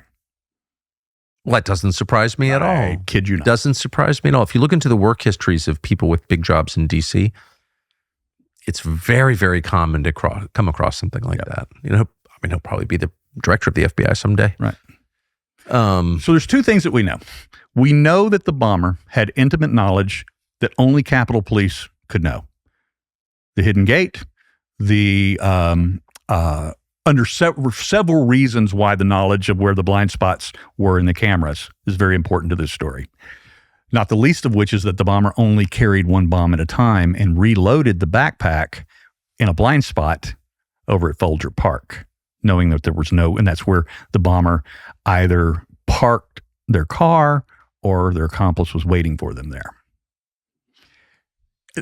Who would have access to the blind spots? Only someone. Only the Capitol Police. Right. Only.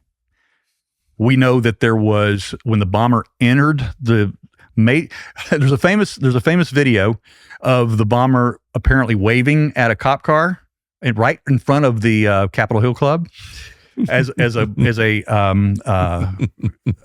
marked Capitol Police car comes by. The bomber apparently waves at the car, then walks around the corner. Two Capitol Police cars pull up with their headlights on and create a blind. They blitz out the cameras that are faced down the street. It completely obscures. And it was at that moment that the bomber ducked down into Ramsey Court. Was when the two cars the secret gate blinded those cameras.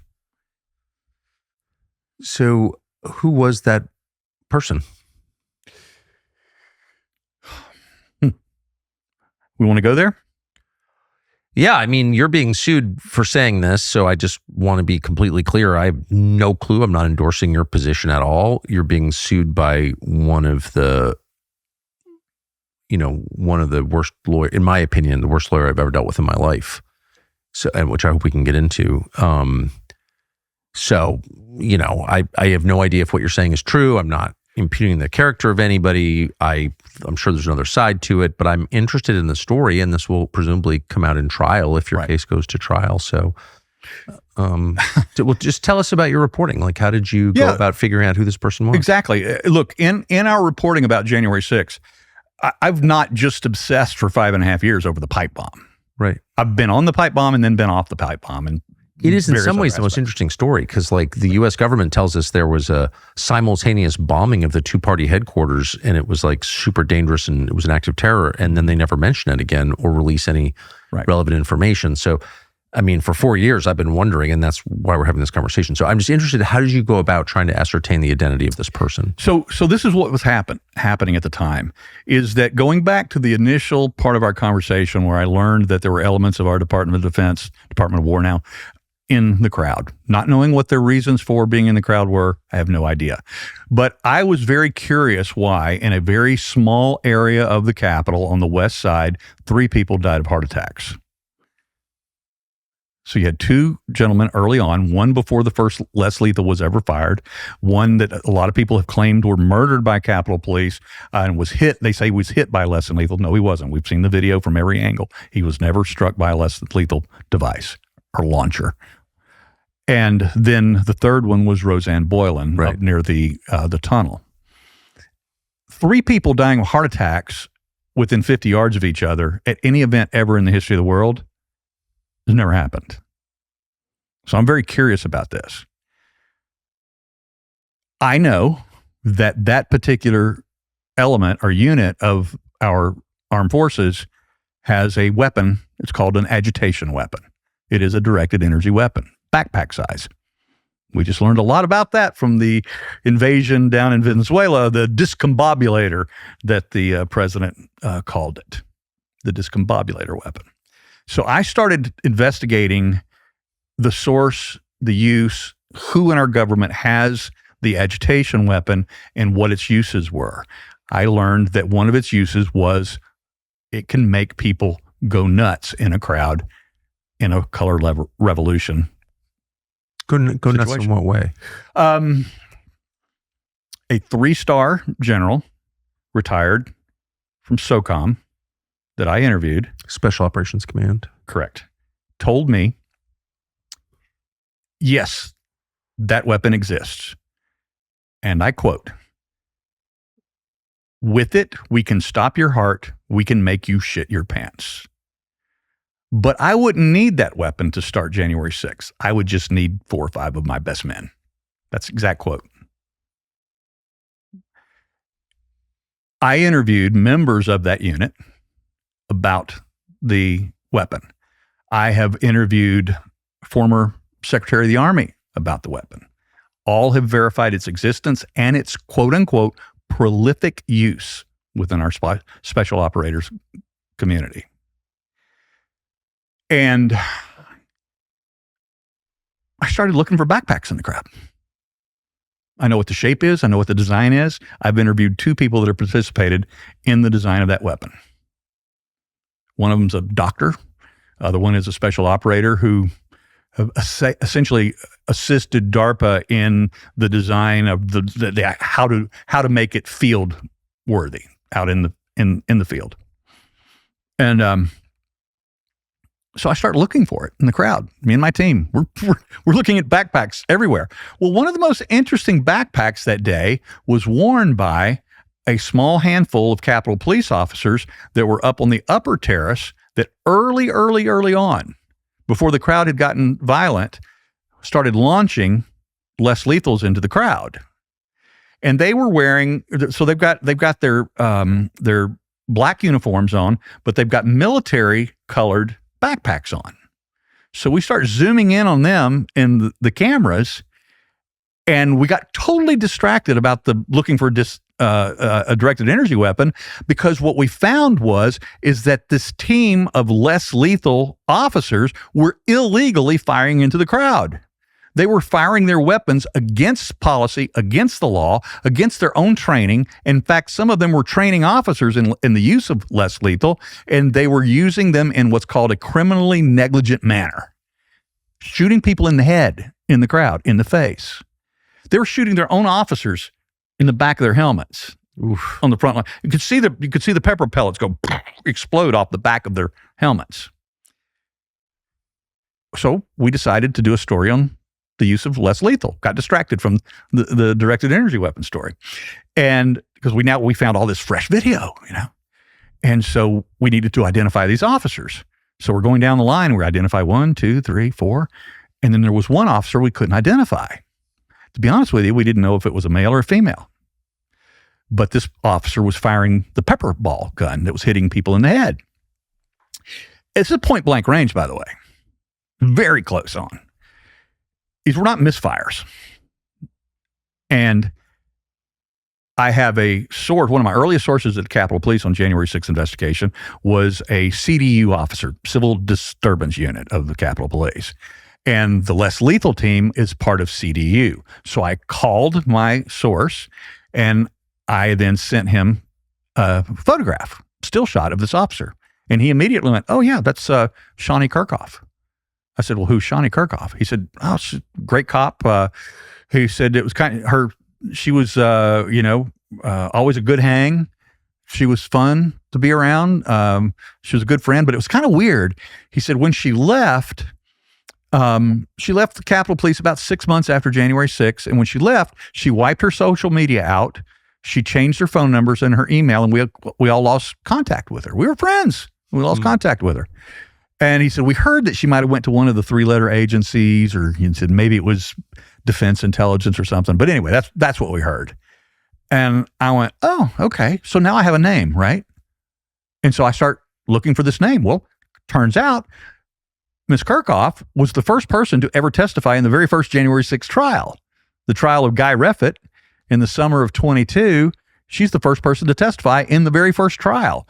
And she testifies as a less lethal officer who fired at this individual that was on trial at that time. And this is what she said, and this is what happened in the transcripts. The first thing before she faced direct examination from the government is the judge went to a sidebar and told both of the attorneys, said, now you know that there's some under seal aspects about this first witness. Yes, Your Honor. Yes, Your Honor. Be careful when you're questioning. Oh, I thought that was interesting. And so then direct examination starts, and the prosecution asks her name, spell your name, go through the whole process that they typically do. And one of his first questions was, of course, where are you employed now? And she said, I still work for the government. He goes, oh, you're no longer with Capitol Police. She said, no, I left Capitol Police about 6 months after January 6th. He said, did you leave under good circumstances? Oh, yes, very good circumstances. In fact, I had already applied for my current position in the government before January 6th. Okay, that's interesting. Then it's time for cross-examination. The judge hits the button again, calls another sidebar, and he says to the defense attorney, don't you go waving Miss Kerkhoff's 302s around this courtroom. That's the FBI investigation forms. That's what a FBI 302 is. And now I'm like, my radar's pinging off the charts. So I have to know who this person is. So I have sources at ODNI, and that's how this whole element of the story comes into it, is that I took the information that I had and I received assistance from ODNI that helped me identify her as a current CIA employee. What does she do at CIA? What I was told by ODNI is that she was on their the equivalent of a dignitary protection type detail, where she could possibly be accompanying Director Ratcliffe and other dignitaries around, armed. And she protects John Ratcliffe, the director of the CIA? I'm just telling you that her job description, as it was relayed to me by ODNI, was that she was on that detail, and she could be one of the people that protect Ratcliffe. That's crazy. That's what I learned. John Ratcliffe being the former congressman and current CIA director. Correct. All right. So now we're full into this, and I'm doing everything I can. Now we find videos of her college career as a world-class, all-American athlete, soccer player. And I learned that she had a career-ending injury. Well, not career. It was her college career-ending injury in her fourth season. She broke her tibia in half on her right leg in a game. And then we found videos after recovery and therapy. She played a year of minor league ball for Columbus Eagles. And I see her walking across the field, and she's dragging her right leg in a manner that would be typical for somebody with that exact injury, with what they call a circumduction move, where the dragging the right foot it comes in around front of the left foot. And I've seen more of the pipe bopper video than anybody. And I've seen it over and over and over and over again. I've watched that 20 minutes of video. I've spent dozens and dozens of hours watching it. And I went, you've got to be kidding me. And so then I took... So you hadn't had that in mind? You hadn't thought? No, I was investigating the illegal, improper use of less lethal weapons used against the January 6th crowd. And you find out that one of the people you believe was using these weapons illegally winds up at CIA, to which she had applied before January 6th, but now she's at CIA in some protective role, potentially protecting the director of Central Intelligence, John Ratcliffe. Potentially. I mean, it's hard even to know what to say about all of those connections. And then as you're watching video of this person, you say to yourself, oh my gosh, I recognize that gait, that distinctive gait produced by an injury. Yeah. So, no more complicated than that. No, I'm glad I asked you the question. I have no malice against Shauni Kerkhoff. As I said before, I think that she believed she was involved in a training exercise. Right. And it sounds like, it sounds like you didn't go into this imagining you would conclude that. No. And then what we did, because of this evidence, we started looking at her as a Capitol police officer. And we found 2.5 hours-ish of video of Ms. Kerkhoff as a Capitol police officer from the Capitol CCTV video archives from January 5th and January 6th. We have her running all over the Capitol on both days, the 5th and the 6th, as a police officer. So we have tons of video of her, and she has that gait. So is there any way to, there's all kinds of biometric software. Is there a way to, bring science to bear on this question? Well, that's what we did. So I took it to a source of mine within the intelligence community, who I've not named and will not name ever. This source can come forward if they desire to at any point in this defamation trial, if they choose to come forward, but I will not out them. And this source is let's just say, 30-year career in the community, an expert in gait recognition, and also an engineer in the technology. And this person ran the gait recognition for me, came back to me with a 94% hit.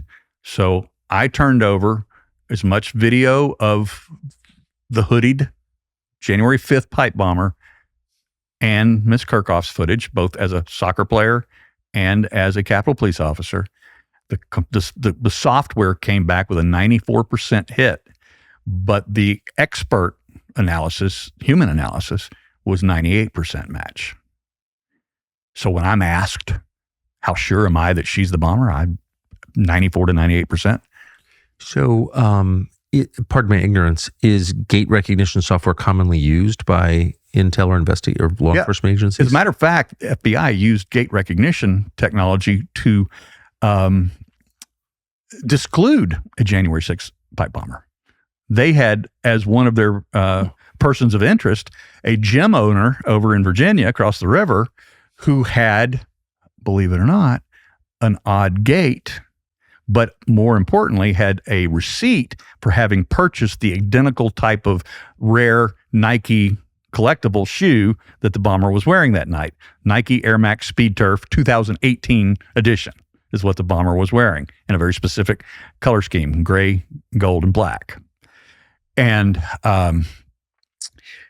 he had a receipt for having purchased this.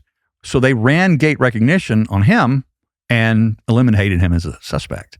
They ran gait recognition on the Guthrie case just recently, Savannah Guthrie's mother. Mm-hmm. They used gait recognition on that suspect. Gait recognition in courts have been used for hundreds of years. Hundreds of years. I mean, it's in many cases, it's more accurate than a facial recognition or a fingerprint because you can get it from a distance. And that's what's so valuable about gait recognition. So are you the FBI was doing or claiming to do an investigation into these pipe bombings for a long time. Right. Did they ever talk to her? Did she ever come up as a suspect in this? So when I discovered all of this, I took this information to my sources at ODNI, and all hell broke loose.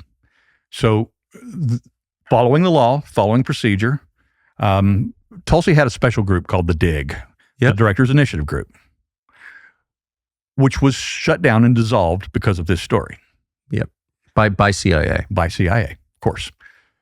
The people that worked in the DIG that assisted in this story and looked at the evidence were demanded by CIA to come into Langley for 4-hour sit-down interviews and polygraphs. And they told them, bite me.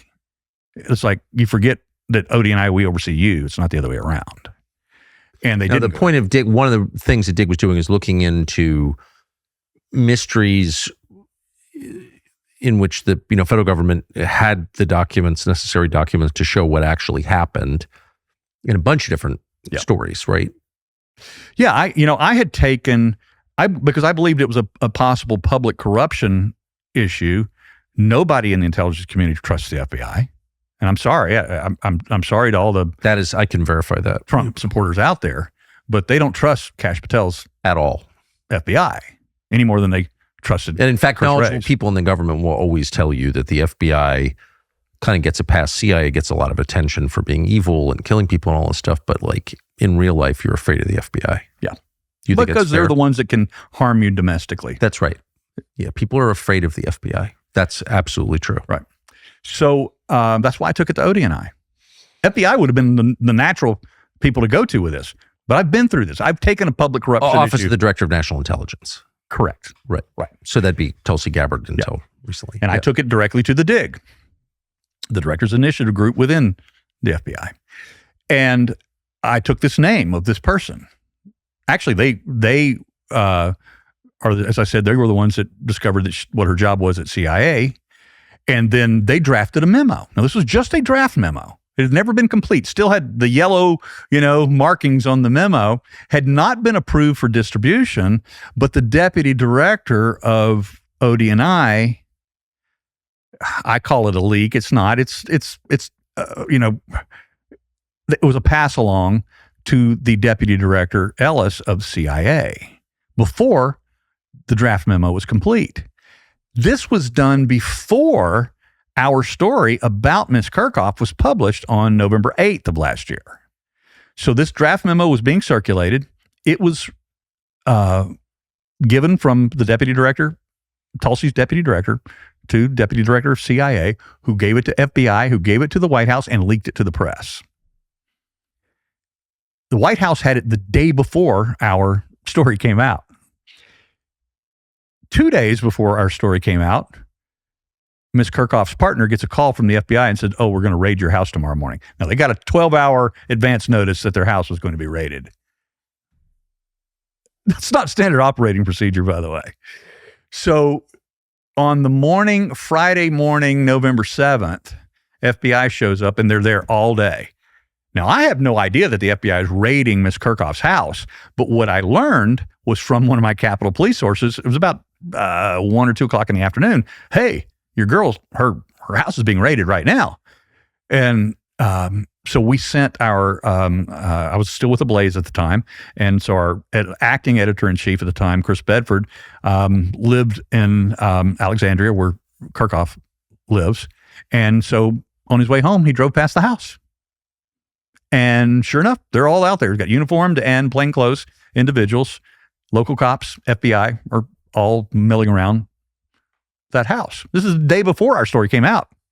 That night, Miss Kerkhoff, at 8 p.m., by a very high-ranking FBI individual, who I still don't know who it is, but our attorneys know who it is through discovery that I've not seen yet, told her that we need you to come in for a polygraph. And what they told her was that, look, you're going to spend more time in the drive downtown, to FBI headquarters, and the drive back than you're going to, spend being interviewed. Well, that wasn't true. She ended up being interviewed and polygraphed for 4 hours, didn't get back home till after midnight. But what we then learned months later was that she failed that polygraph. Not only did she fail the polygraph, she was admonished by the polygrapher, the examiner, admonished for her rehearsed answers to the questions. And the questions pertain to the pipe bombing. Directly, the questions were, did you plan? How do you know that she failed the polygraph? So in the Brian Cole Jr. case, now you asked earlier, how did this investigation suddenly get ignited again? 5 days after I named Ms. Kerkhoff as the potential bomber based on forensic science, gait recognition technology, suddenly outside of Brian Cole Jr.'s house in Woodbridge, Virginia, is a FBI surveillance team. 5 days after. After 5 years, nothing. 5 days after, there's a surveillance team on his house. He was then arrested a month later, charged with the crime on Dan Bongino's birthday. They did the dog and pony show, press conference where, Bondi and Janine Pirro and Kash Patel and Dan Bongino all made their statements and their speeches About this Brian Cole Jr. Who is he? He is a autistic black man. He was 25 years old on January 5th and 6th of 2021. He's 30 years old now. And he famously, because of his autism and his extreme OCD, he famously walked his dog 2 or 3 times a day around the neighborhood. His neighbors, including an FBI whistleblower, still an employee of the FBI, says, it ain't him. He walks nothing like the bomber. He has a very interesting gait. I can go through the forensics with you till the cows come home, Tucker. Just very, very briefly, and then I'm going to give you the blockbuster. All right. It just when I'm sorry to say this, but when Cord Meyer's wife, Mary Penchon Meyer, who had an affair with President Kennedy, was murdered on the towpath in Georgetown, right near where I grew up, by CIA, it was obvious. It's very clear what happened now, but then at the time. And she was a well-known person in Georgetown in 1962 or whatever. They arrested an autistic black guy. Put him on. I'm laughing. It's just like horrible. Yeah. And they put him on trial. He was acquitted by a DC jury, but it's the same. It's the same. I'm not. Whatever. No, I know. It's just like I've heard this story before. Let's find the autistic black guy. Right. So bad. Here's a really interesting side note to this story. Is so you had the evening of the arrest, the press conference from all the muckety mucks, DOJ and FBI. That was 6 months ago. You know who has never mentioned it? Yet during the campaign, it was a top 3 priority of this administration? The president. The president never patted Kash and Dan on the ass and said, attaboy. He's never mentioned it. Nobody in the White House has ever commented on it. And our sources in the White House says nobody in the White House buys this arrest. Well, I can confirm that, which is why I'm talking to you. Yeah, of course. Come on now. But I also don't, I don't know. I mean, I don't know. I don't know anything, which is why I'm grateful you're here. So, okay. So you write a piece saying that it looks like this Kerkhoff woman could be the person her gait is basically identical. Yes. Right. She meanwhile works in a protective capacity at CIA, possibly for the director himself. Crazy town. What is her response to it? She denies it? Well, one of the things that I've been criticized greatly over, and me and my team and my writing partner Joe Hanneman, is that we never reached out for comment to Ms. Kerkhoff. Well, that's not true. Try reaching out to somebody who's an employee of the CIA.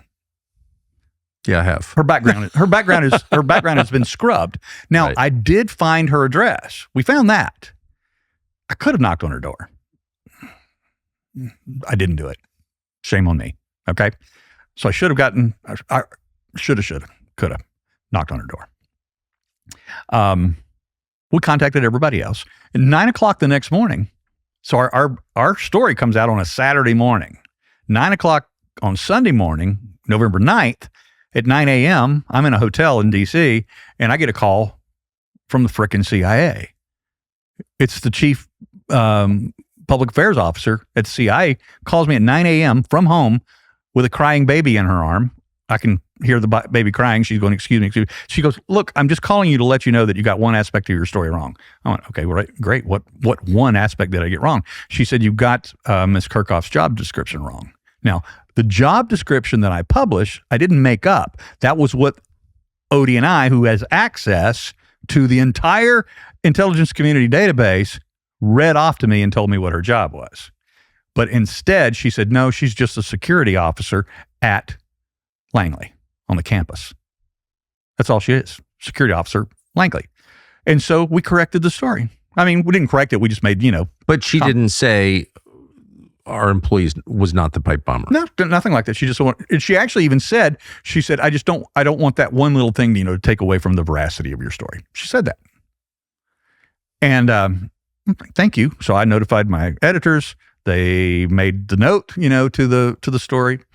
And then everything continued to blow up. Now, fast forward 6 months later, and I have sat down with, for many, many hours, a current existing CIA employee who has also become a whistleblower, but he still has his job. And he has held Ms. Kerkhoff's files in his hands. And he said, that Sunday morning call that you got saying that she was a campus security officer at CIA, that's a lie. And he goes, that's what we do for a living, right? We lie. Yeah. I said, yeah, I understand.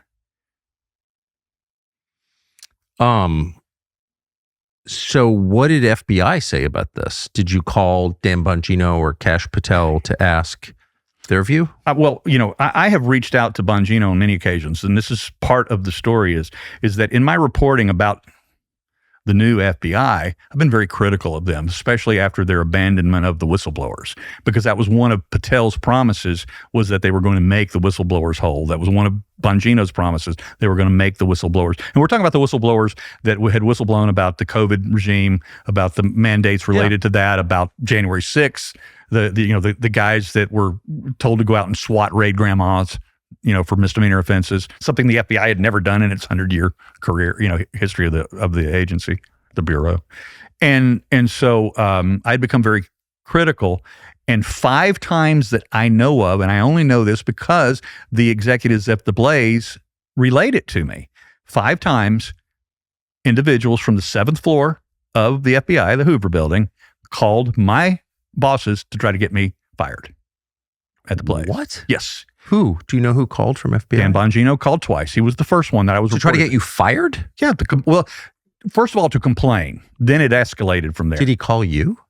No, didn't. No. Bongino and I, Bongino gets my DMs because he told my bosses that he reads my DMs. That's why I know he gets them. And he famously blocks people on his, X account. He's never blocked me. But he's criticized me. He's the one who told Thomas Massey that he would personally write the check for the defamation lawsuit from Shauni Kerkhoff. How did Dan go so quickly from a critic of the deep state to its most aggressive defender? What happened to Dan, do you think? I don't know, but I can tell you that in February of 24, and it's still on Dan's X page. You can go there. February 24, he is singing my praises. He goes, that Baker guy at the Blaze, he is just knocking it out of the park about the pipe bomb. Because we were releasing videos back then that nobody had ever seen. Yes. Like, the destruction of the bomb by the robot. I mean, the fact that investigative cameras had been turned away from the site. We not only found that the cameras had been turned away, we found the act of them being turned away from the investigation scene. And we were releasing all these videos back then, and he's singing my praises. Well, he's complete opposite now. I don't know. Look, I can speculate as much as anybody. Looks like he had a breakdown of some sort. He's terrified. That's obvious. I don't know why. I don't know any more than that. I know, having had a lot of contact with Dan Bongino, he turned on a dime. Something happened to him at FBI that just broke him as a man, destroyed his life, and certainly destroyed his career. And I feel sorry for him, but I just find it interesting that he was your greatest opponent. You're just trying to find out what happened. Yeah, he tried to call me off of my reporting on the whistleblower situation. And then as we were getting closer to this story, he called. So the first person he called was the president of the Blaze. And that was in the summer before I even knew who Kerkhoff was. And then later he called my editor-in-chief. And then Ben Williamson, the assistant personal affairs officer in the 7th floor of the FBI, he called my editor-in-chief. Both Bongino and Williamson agreed that Bongino would sit down with me and let me show him the evidence we had developed on the pipe bomb, which he never did. No. And I sent him many messages trying to execute that opportunity, that sit down. Never happened. And then... Why wouldn't he want to see that, I wonder? I don't know. He famously criticized Massey, in his tirade. He went on like a 4-day tirade against Massey. And one of the things he was criticizing Massey for is that Massey wouldn't accept his invitation to come down to the Hoover building and see their evidence against Brian Cole Jr. Dan is working to cover up, right? The activities of the permanent government. It's just, I've never seen anyone change that much or be that afraid. I mean, it looked like he was going to have a heart attack. He was so afraid. And I'm not saying that to attack him, but I just wish I knew what happened to him. You haven't heard.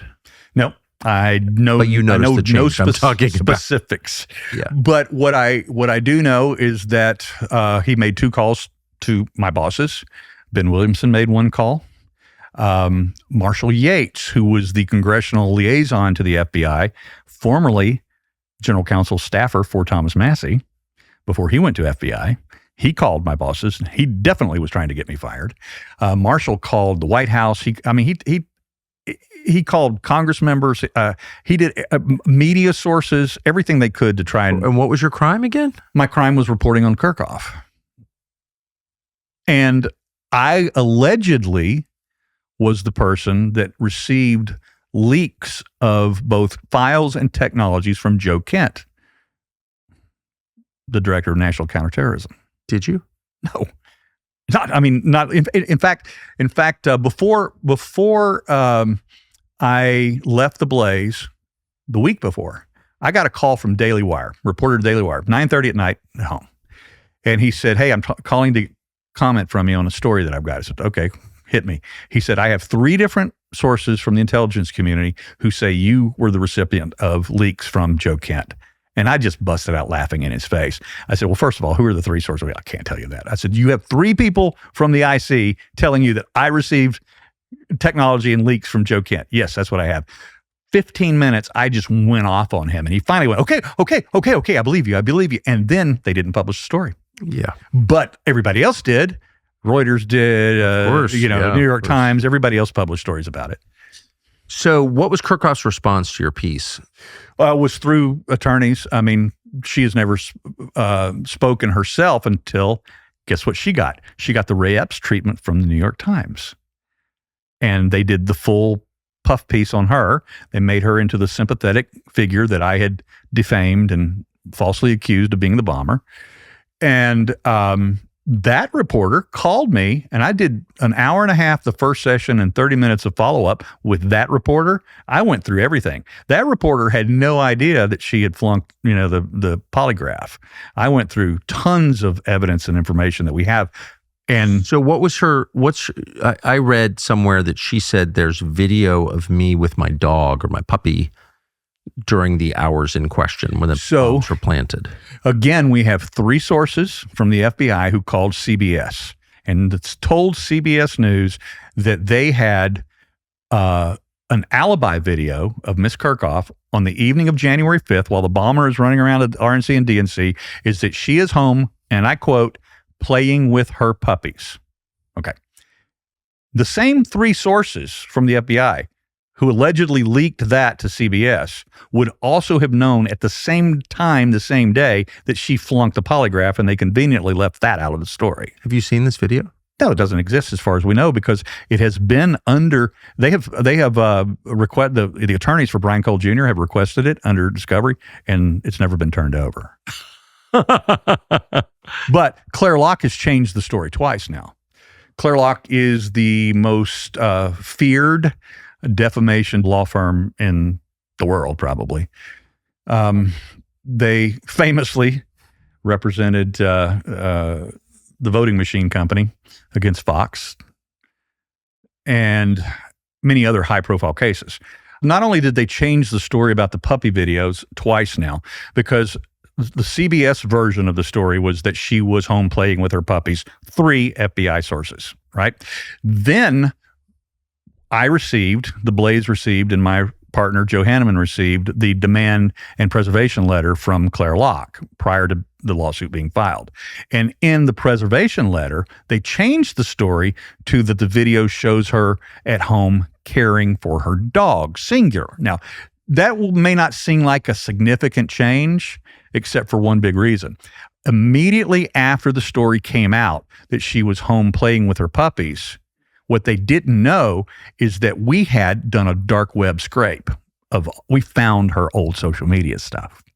And in that, we found where she and her partner had adopted an adult greyhound down in Florida and brought it home 1 month before January 6th. And we also found the 5-star review that Miss Kerkhoff had given her dog sitter, dog walker, and again, references only the one dog, the one adult dog by name.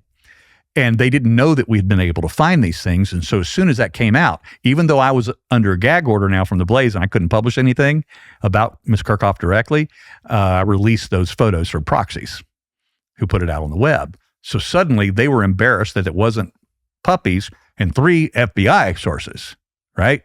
These are not people that are going to get it wrong between puppies and a dog. So it goes from she was playing with her puppies to caring for her dog. And then the lawsuit comes out, and the lawsuit says, well, okay, it wasn't either one of those things. There's a video of the dog sleeping on the couch, and you can hear her voice in the background off camera. And we've only ever seen a screenshot of the dog on the couch, but nobody has seen the video. Meanwhile, there are a bunch of news stories attacking you for impugning her character when there's video evidence proving her innocence, but it turns out to be a little bit more complicated than that, I guess. It's much more complicated than that. I mean, first of all, Brian Cole is not the bomber.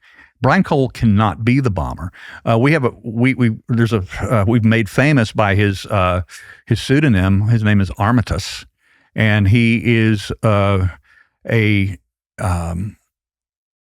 also an individual on the spectrum, highly motivated on the pipe bomb story. He and I met a couple of years ago through this story, and then he began working with our team on the video examination, and he's obsessed with this.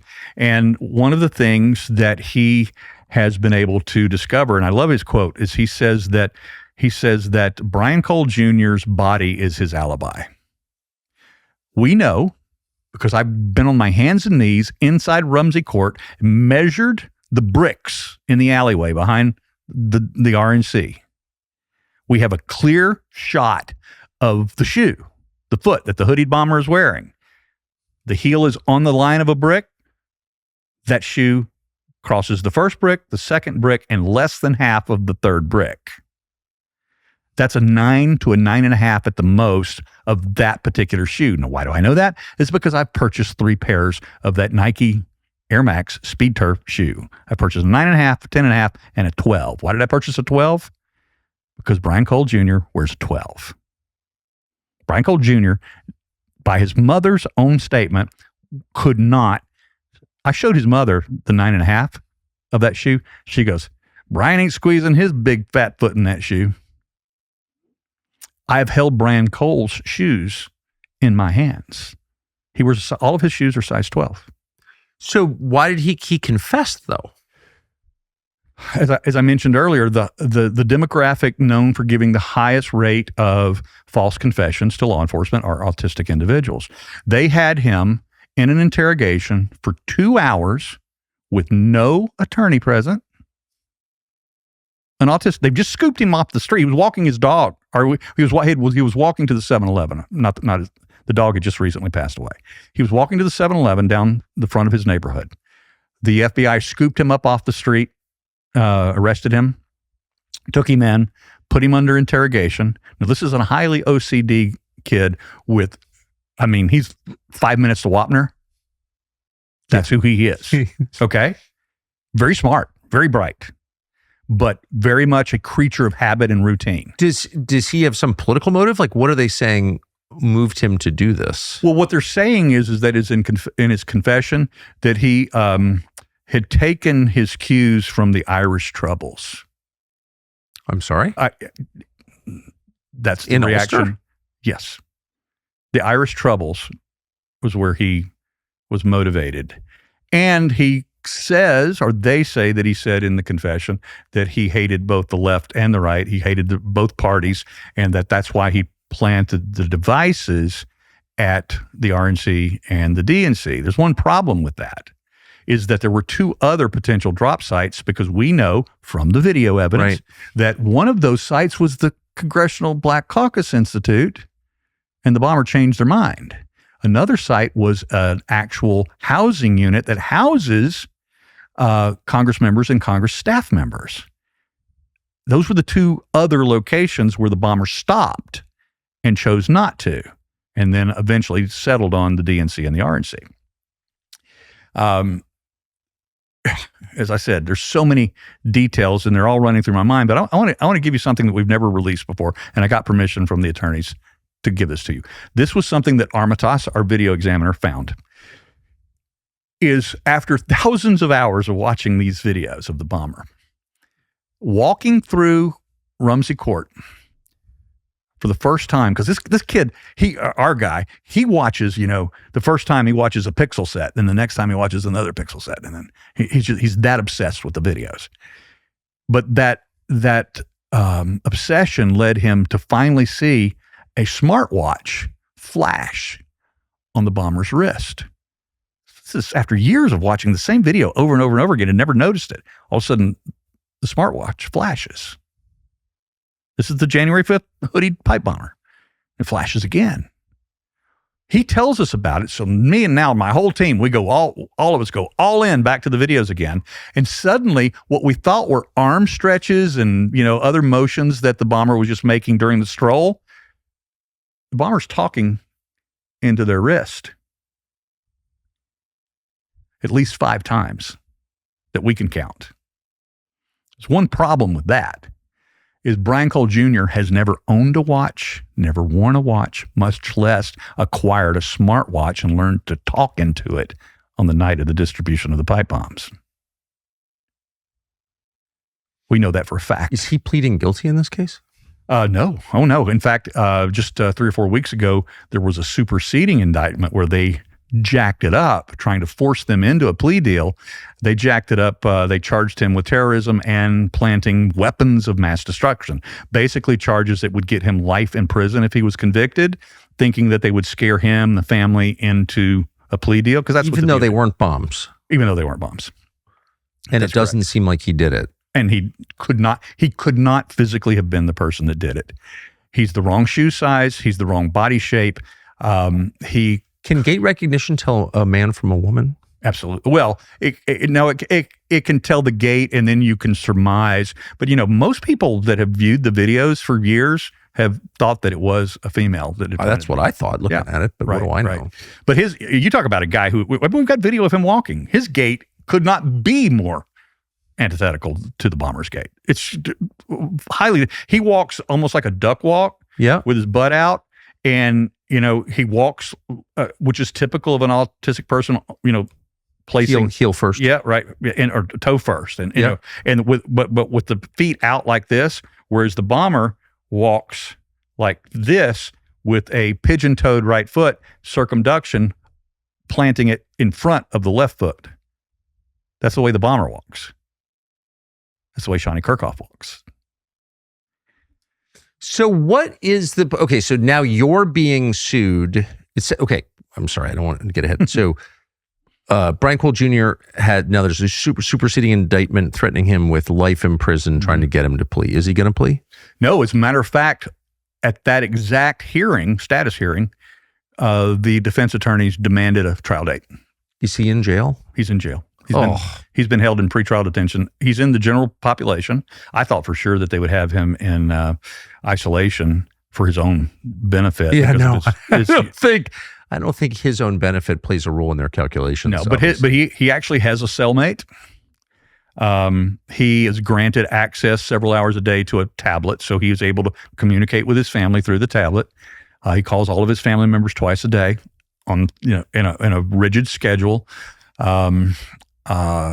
It's just bonkers that there have to be. I know the people I've spoken to in the federal government believe that he's falsely charged. Yeah. And these are sober, these are real people. This is not on Twitter. This is real life. And they think he's falsely charged. But there have to be people in federal law enforcement who agree with that. And yet they're going along with it anyway. Well, they're not. As a matter of fact, there was a new whistleblower that came forward as a direct result of this case. An FBI whistleblower that I mentioned earlier. This whistleblower, FBI agent, lives just down the street from the Cole family. This whistleblower has lived in the neighborhood for 10 years, has seen Brian Cole Jr. walking his dog twice a day, 3 times a day, him and his wife, hundreds, thousands of times over 10 years. He came forward because of this case. I've interviewed the whistleblower. He told me, and I quote, he said, "Nobody in my shop is buying this arrest." What are they suing you for? Well, defamation. Right, but what are the damages? There's been no stated number yet at all. I mean, to be honest with you, the 127-page lawsuit, I got through 30 pages with my highlighter, and I had to stop. I just gave up. It's one lie, falsehood after the other. In fact, they are making stuff up. Making stuff up that doesn't exist. And see, we haven't gotten to the part yet where I get to see discovery, where we get to subpoena information. We haven't got there yet. It's all brand new. But the law firm that represents Cole is now representing me.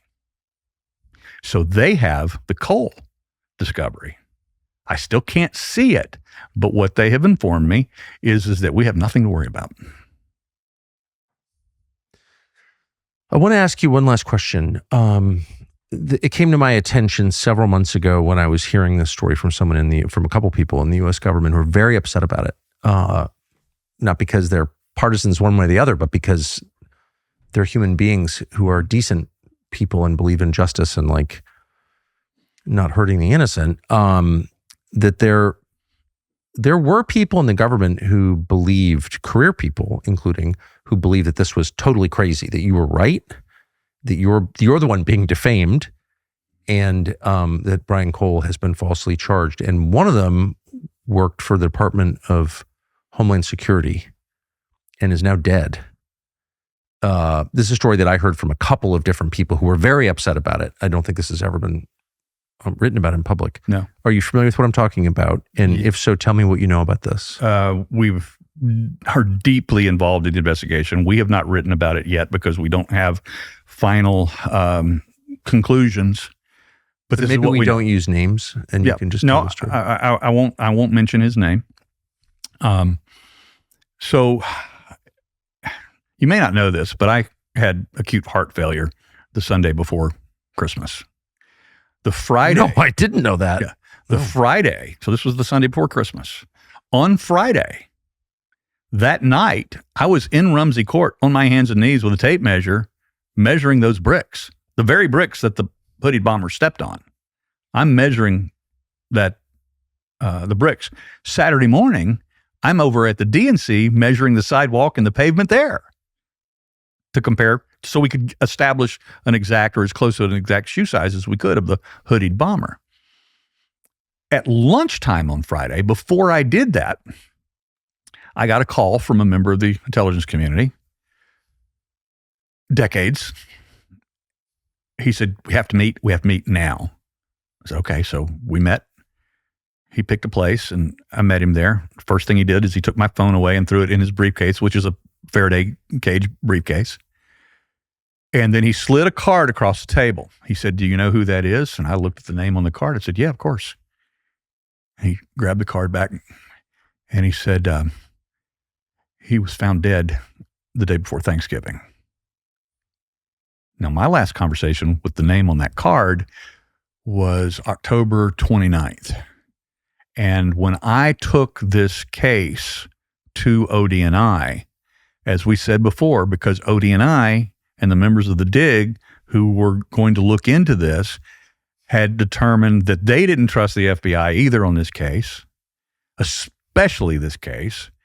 And so they were going to take it to HSI, Homeland Security Investigations. The relationships that they had is they had a liaison partnership with all of the intelligence. That's what the DIG is. The DIG had reached out to all of the 18 federal intelligence agencies. And got one of the good guys or two of the good guys from each, agency to come in and work with them. Not deep staters, vetted in that manner. This is an individual who was vetted to not be a deep stater. 19 years career with HSI, senior agent over there. They called him in. They briefed him on the entire case, introduced me to him. Then in late October, early November, he sat down with a team, again, of individuals that I will not name. I know who they were, and I know who was at the conference table. And he briefed them on how he was going to pursue this case, what technologies he was going to use, the other personnel that he was going to bring into this to pursue this case. And as I said, my last conversation with him was on the 29th of October. One of these people that I know of had their last conversation with him on November 10th. And then his girlfriend found him dead in his condo on the 26th of November, the day before Thanksgiving. And this longtime IC operative had tears streaming down his face as he's talking about this and explaining to me what they've heard. And he said, of course, the rumor is obviously that he committed suicide. And he said, none of us believe it. None of us that knew him and were close to him, were friends with him, believe that this was a suicide. And what did the medical examiner say? Still no report from the medical examiner. We actually on our team, it was over 6-7 months ago. Yeah, we have a member of my team who is a retired 25-year FBI vet and a veteran, and he now private investigator who we retained, and he actually went to the Fairfax County Police Department and spoke to the lead detective on this case. And in that situation, the detective didn't give up any information whatsoever, except that there still was no report from the medical examiner. And that was back in February. And then more recently, just in the last few days, we have it confirmed there's still no report. We have FOIA'd that information. They've ignored it. Fairfax County Police Department has completely ignored us on that FOIA. Are they allowed to do that? Technically, no, but they do it all the time. Law enforcement agencies around DC, they're famous for that. That's why, like, Judicial Watch has to sue them, and then you get the body cams. Like, Tom Fenton just got the body cams from January 6th, 5.5 years later, but he had to wait 3 years or 2 years of lawsuits to get certain of these body cams released. And that's just the way they are. They stonewall you until you have to beat them in court. And so here's what we also know about this, because we have done a tremendous amount of investigation ourselves into this HSI agent's death. In January, I'm only 3 weeks after my acute heart failure, and I call up my cardiologist and say, I got to go to DC. He's like, I don't want you traveling yet. He said, you're not flying, right? I said, no, I'm going to drive. He said, all right, be careful, take it easy, whatever. I beeline it straight to the condo where this individual was found dead. As I get there, I'm pretending like I'm a real estate buyer. I'm pretending like I'm interested in purchasing this condo. As I get there and going through the charade of being, somebody in the market for a house, I walk up on the guy that's moving into the condo where this agent had died. They've sold it. The condo's been sold. So the guy's he's carrying boxes in. And I said, oh, you're moving into unit blah, blah, blah. And he said, yeah. He goes, I just closed on it last week. I said, oh, darn it. I was looking at that. I was here a couple of weeks ago. And he said, yeah. So he said, there's a unit below me, He's like, so he took me down there and he showed me another one that was on the market right then. He said, I think it's the same agent. I said, thank you. So we shook hands. And then as he's going back to the parking lot to get another load of boxes. And I'm going to my car. I pulled the Columbo on him and I went, oh, by the way, I got one more question for you. And I walked over to him again. And I said, I heard when I was here a couple of weeks ago that there was something weird that happened in that unit. He goes, yeah. He said, I was told that the previous owner was murdered. I was told he was murdered. And that's an exact quote. I was not expecting to hear that, and he caught me off guard. I mean, I was like, that answer took me off my game. And so I didn't ask the obvious follow-up question was, who told you that? Now, I would imagine it was a neighbor. Obviously, there's a death in there, suspicious death. They're going to tape off the scene. These condos are very close and tightly wrapped, around each other. They would have interviewed all of the neighbors for, to see who they heard anything, saw anything. All of that would have happened. So I can only imagine and surmise that one of the neighbors probably was told by a young cop doing the, surveillance that this guy over here was killed or murdered or whatever. We have learned since then that it was a gunshot to the head, and it was his girlfriend that found the body. There's been no publicity. There's never been anything on the police blotter about this. The family did not issue an obituary. The only thing that I have in my possession of evidence, solid evidence of his death, are two things actually, is that his body was cremated on December 19th, 3 weeks later, before the medical examiner's report, before cause of death is issued. And so there's a cremation report. We found that.